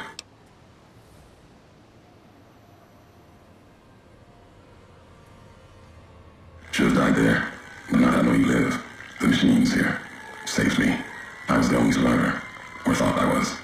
Your package, the message inside, awoke medical machines, close to the one that shadows you, began to build themselves. Then others. They only take what parts they find in the divide, never roam beyond it. Can't even leave the silos without a human shadow. Like hounds. Maybe they saw the flag on my jacket, thought I was of America. If so, history saved me. A sign. Not the name I'd give it. Not the name the dead would give it. Soldiers of Bear died here. Legion died too. My brothers, still dying. Both of them, all around us. None of the people that lived here survived. Yet all the west and the east, they hold on as the divide tears at them. Revenge isn't the message I have for you. More than that, courier.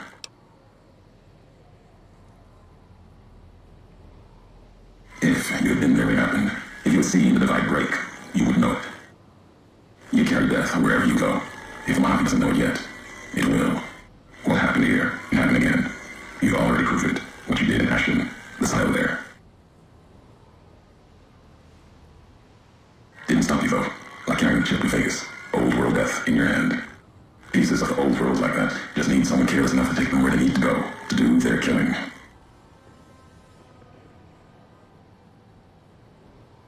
All these roads that you walked, these packages that you carried, think it wasn't your choice? Of course, it was your choice. You could have stayed in the Mojave, but you chose to come, couldn't let be, not in you to let go. Came for no other reason, and you were curious, restless, always have been. Had to know why. Now, I'll show you.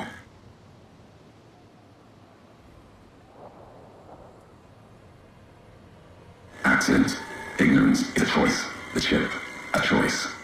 As for anger, it's what I carry for the dead and all that come here. My family, my tribe that lives, its history, not long ago, fell under the shadow of the bull, consumed by another symbol. No, this isn't about family or any common blood. It's blood shared by acts, not by chance. The supply line, the artery for the West. I have seen the blood of NCR and Legion hands many times. I carry no hatred for duty, if that's what this was. The divide was more than that. Its people more than that.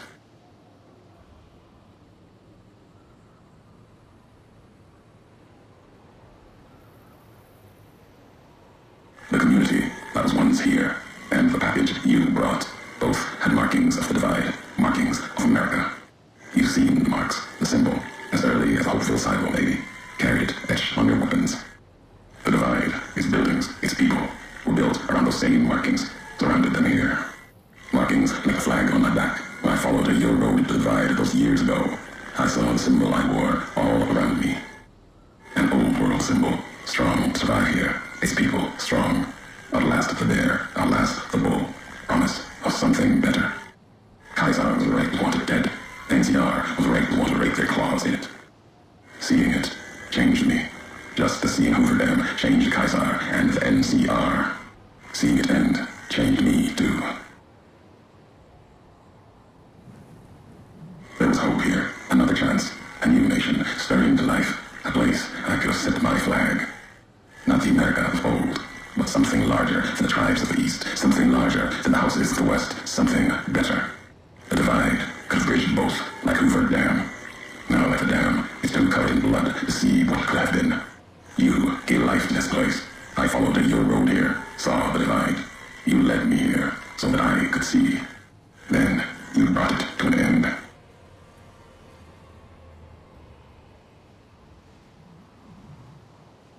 My history isn't revenge or hate. The road that brought us both here isn't about that. It's about the message you carried, the one in that package, whether you knew it or not.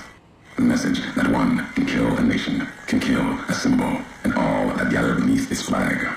I don't blame you for the divide. I blame you for what you made me see.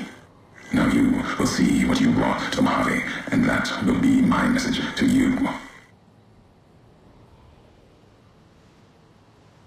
The nations of Mali, cracked and broken as a divide, its people, the same. I have walked at Caesar's command across the east into the west, far enough to know Caesar's word did not drive me, far enough to see the end. You've seen it. No courier, whatever their flag, can ignore it. Why you didn't stay in the west, why you wandered. There's no future in the bear or bull. The bear is diseased, barely clings to life. And the bull, when the legion reaches the sea, it will turn on itself and die. Killing one will end both, and you made me see how one could do it. Your ignorance, carelessness, can be used with a purpose. Really, who's to say the truth of it? You? No. You walked from this, turned your back on it. Now you and others will answer for it. I'll start with the west, let that burn. Then, if the east falters after, I'll bring the divide there as well. Burn away the flags. Begin again. Your roads are not done. Haven't walked it full yet. Not nearly enough. The way ahead and below leads to the heart of the divide. And there, you and I will have an ending to things. I already heard you once, long ago, and loud enough for history to hear. Tired of your messages. Still, curiosity drove you this far. Let's see what else it can do. Promises to keep. Courier shall not kill courier. Always let them live. Spread the word. Caesar's orders. Sometime before I realized the why of it. Wasn't just you. All couriers. No telling how many were legion. Maybe all of them. Wasn't sure about you until the divide. All the NCR burning. That much death. It bears the mark of a legion hand. But you killed like NCR. Like Hammond. With mines, bombs, missiles. Killed legion along with the bear. Like a coward kills from a distance. If you were legion, then NCR beat you. The West changed you. I know that now. Doesn't change what was done. The legion who died here. Even if you were legion, you would answer for those deaths by Caesar's law.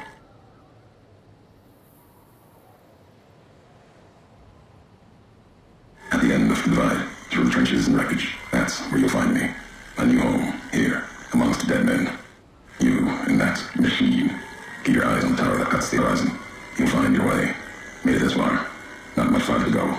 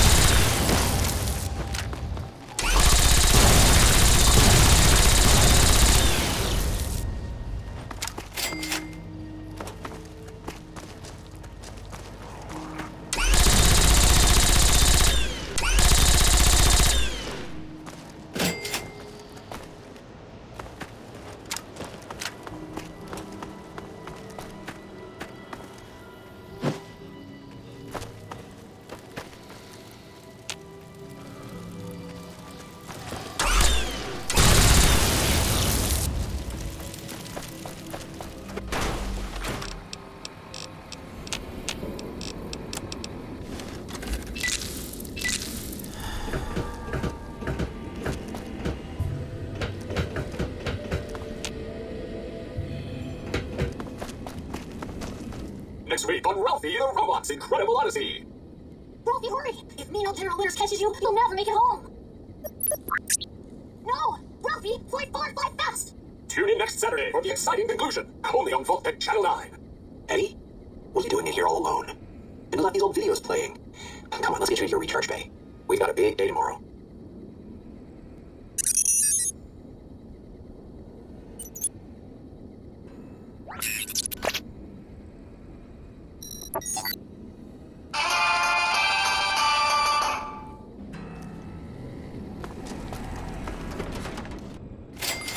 Thought that explosion, that building falling deep in the divide, might have been your work. Wouldn't kill you. Maybe close.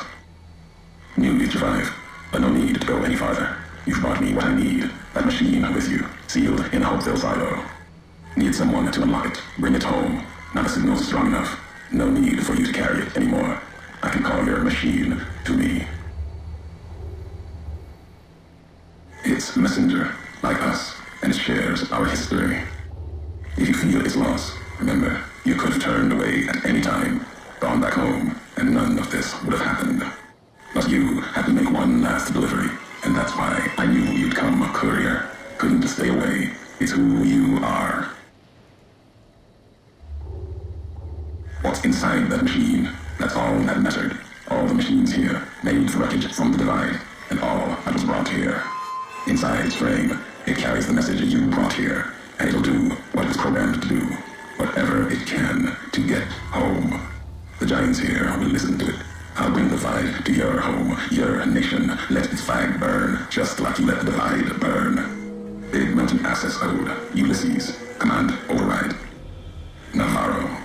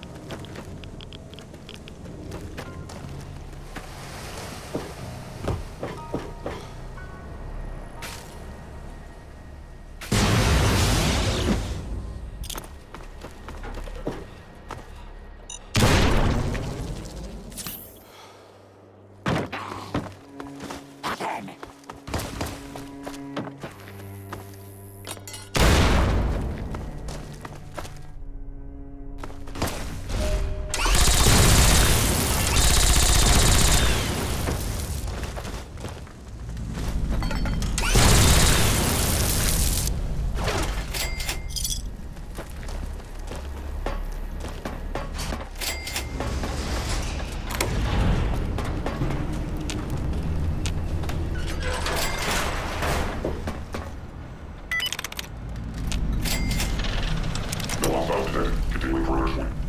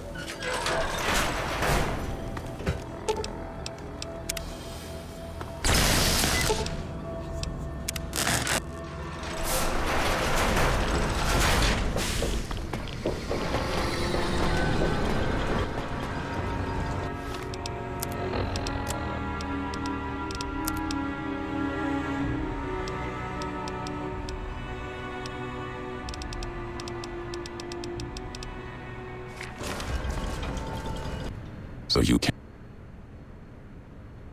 No. Now there is purpose. I believe you when you say you were careless. The divide, the chip, the machine you brought here. Many messages can be taken from that, intended or not. What I do now is an act of conviction. Blame you? No. Learned from you. Both the weapon to kill a nation and the strength to do it. You showed me a road, a way to carry my message. You've already answered for what you've done. Now the flag you follow will answer for it. No, not a Mojave.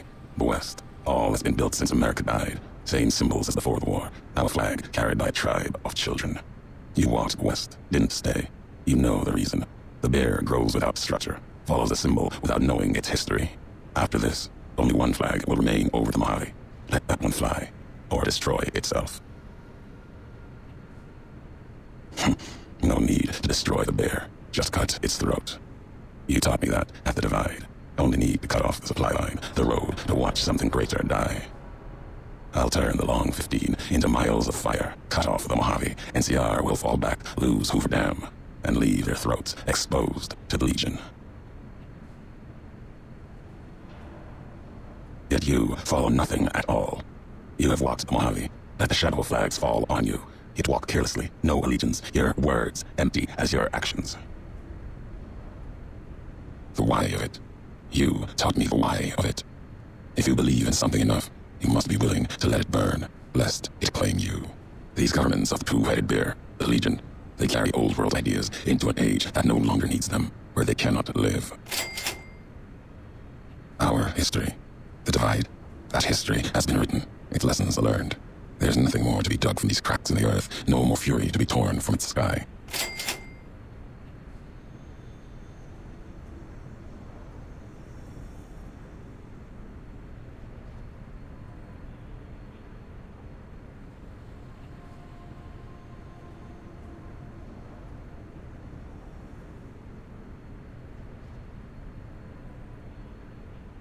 My home in the East Dry Wells is no more. It's part of the Legion.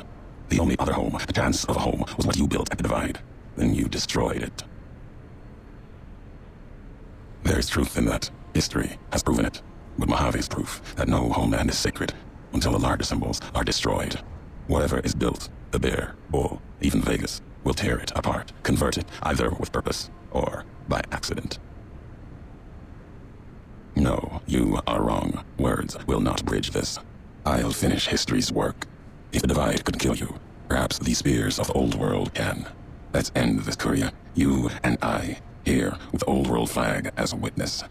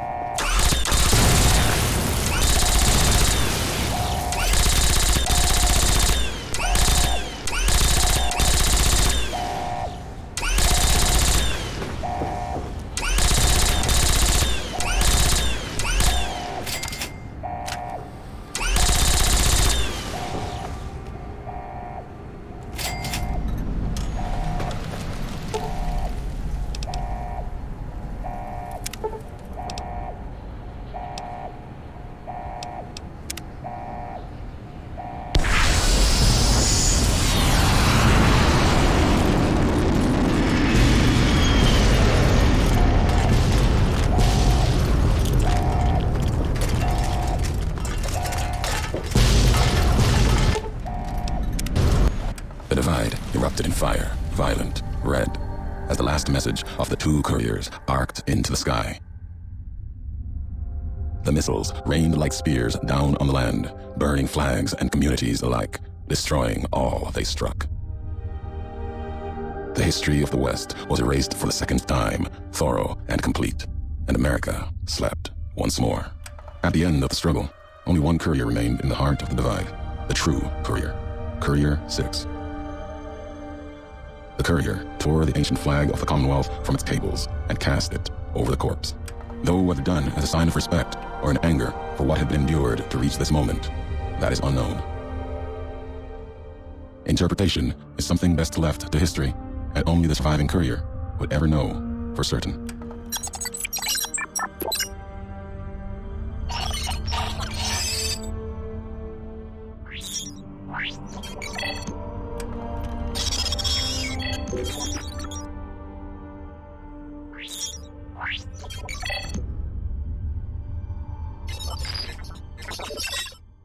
As for the courier, he turned his back on his home for the second time and made his way back, navigating the treachery of the divide. Tunnelers and the marked men avoided the lone figure, as if recognizing the courier's right to passage, or out of fear. The courier walked until he stood again upon the edge of the divide, the last road he would walk before the second battle for Hoover Dam. There, beside his feet, was a final package from one courier to another, a footlocker bearing a gift and a message. But that message, it is something for couriers to carry, and for them alone. The lights flickered across the divide, reminders that the old world histories persist and find meaning in the present. It said, war never changes. Men do, through the roads they walk, and this road has reached its end.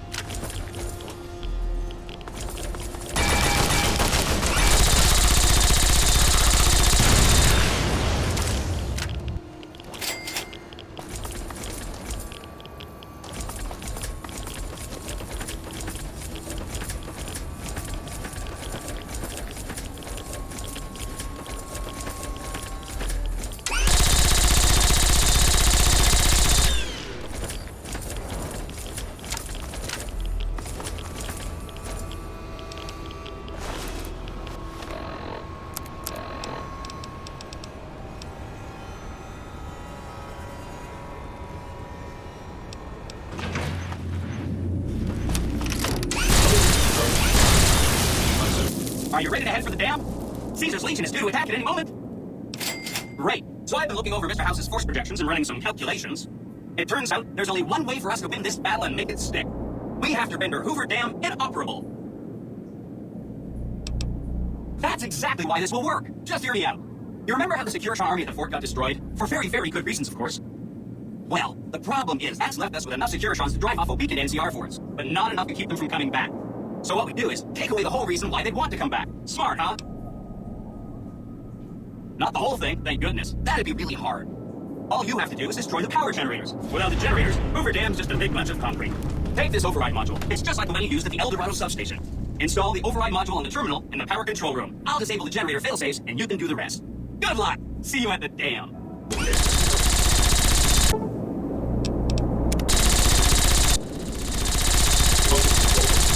Legend.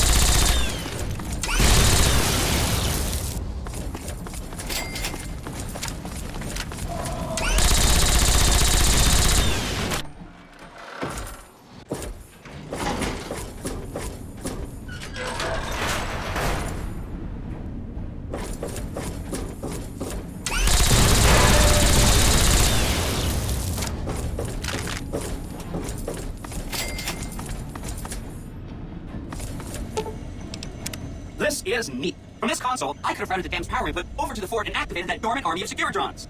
So, go ahead and blow up the dam's generators. And when that's done, head back upside and finish off the Legion and the NCR.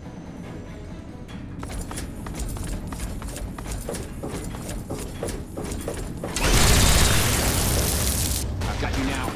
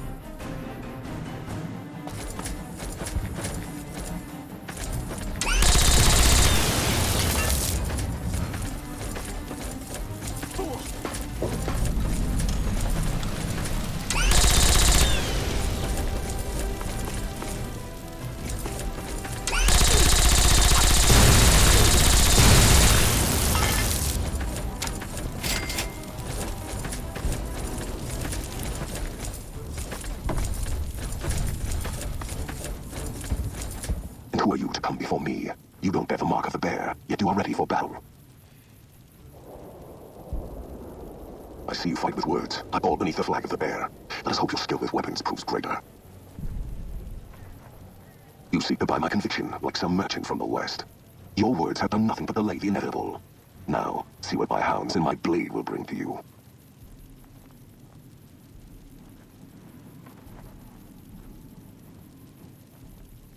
I shall make a cape of your skin, and your skull, it shall sit by my side, mute, watching as my armies march west. I shall honor your last words, and face you alone as you request. No man will say I refused your challenge. The bear kid.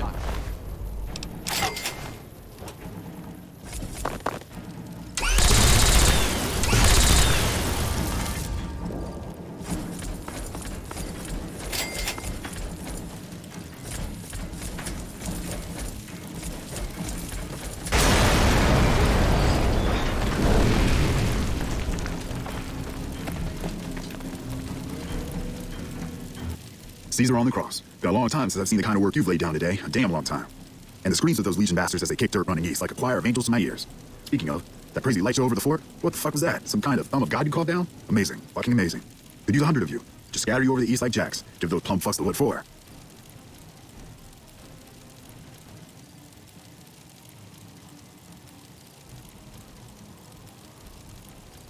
And, well, these boys with you? Hello there, Smiley.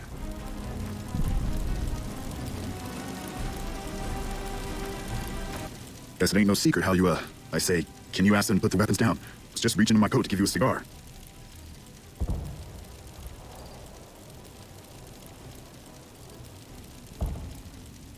Figured as much. Come on, you sons of bitches, we're ready. Over here.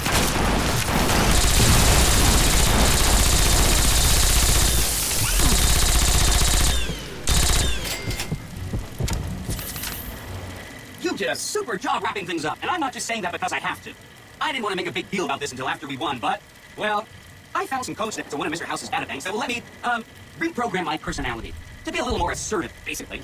So that's what I'm going to be doing, and it's going to take me a while, so it'll seem like I'm offline. But don't worry, everything will be okay. I've updated the Securitron's targeting parameters, so they know what to do. Vegas will be protected. So that's where I'll be, off making a few changes, and I guess I'll see you around. We accomplished a lot together. It was fun. Take care. And so the courier who had cheated death in the cemetery outside Good Springs cheated death once again, and the Mojave Wasteland was forever changed. The courier, with the aid of Yes Man, drove both the Legion and the NCR from Hoover Dam, securing New Vegas' independence from both factions. With Mr. House out of the picture, the remaining Securitrons on the Strip were hard-pressed to keep order. Anarchy ruled the streets. When the fires died, New Vegas remained, assuming its position as an independent power in the Mojave. Supporting all the chaos that comes with independence, the courier was the man responsible for a truly free New Vegas. He ensured the fall of Mr. House and the end of the Legion's and NCR's influence over New Vegas. Though some super mutant and Nightkin continued to journey to the legendary Utopia, they found little trace of its existence. Some eventually found their way to Jacobstown, but many wandered off into the wastes, confused and disheartened. Still grappling with self-doubt over his usefulness in the face of old age, Raoul was never able to find peace with himself. Eventually, he left the Mojave and assumed a new name, as he had done so many times before. Without organized leadership, the remaining boomers slowly drifted away, leaving Nellis Air Force Base to be flooded by prospectors and scavengers. All of the boomers' accumulated knowledge quickly scattered, and their existence slowly faded from memory. Buried beneath tons of rubble, the Mojave chapter of the Brotherhood of Steel was no more.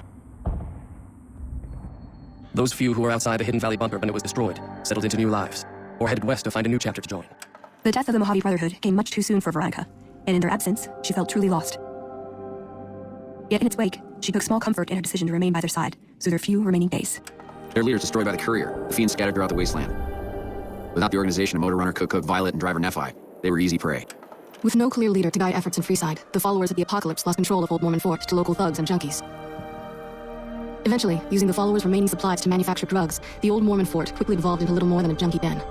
Though Arcade's intentions were pure and his goals were noble, he ultimately succumbed to the harsh brutality of the Mojave, like so many before him.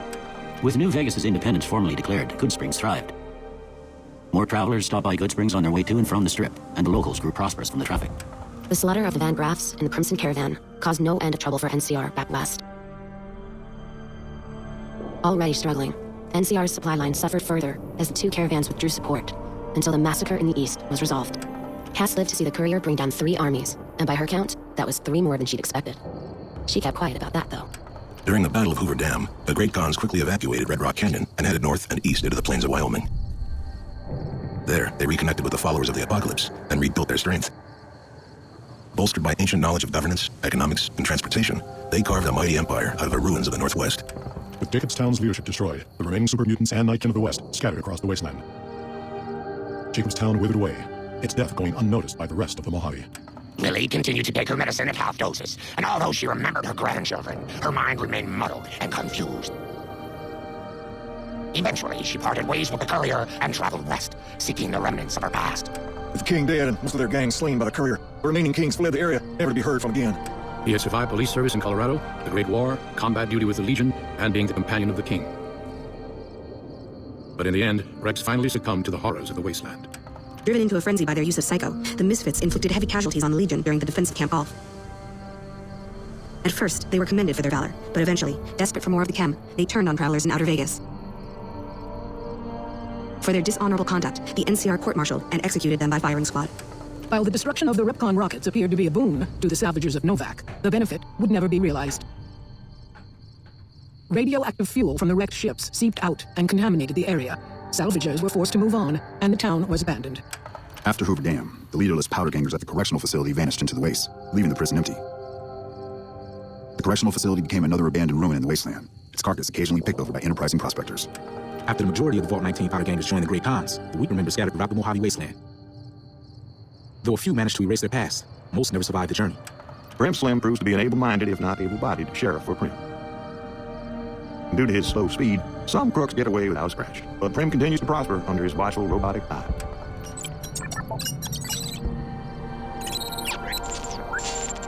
After their bold arrival at Hoover Dam, the remnants disappeared as quickly as they came. Legends of their power spread throughout the Southwest, a reminder of why people once feared the sight of vertibirds in the sky. And so the Courier's road came to an end, for now. In the new world of the Mojave Wasteland, fighting continued, blood was spilled, and many lived and died just as they had in the old world. Because war never changes.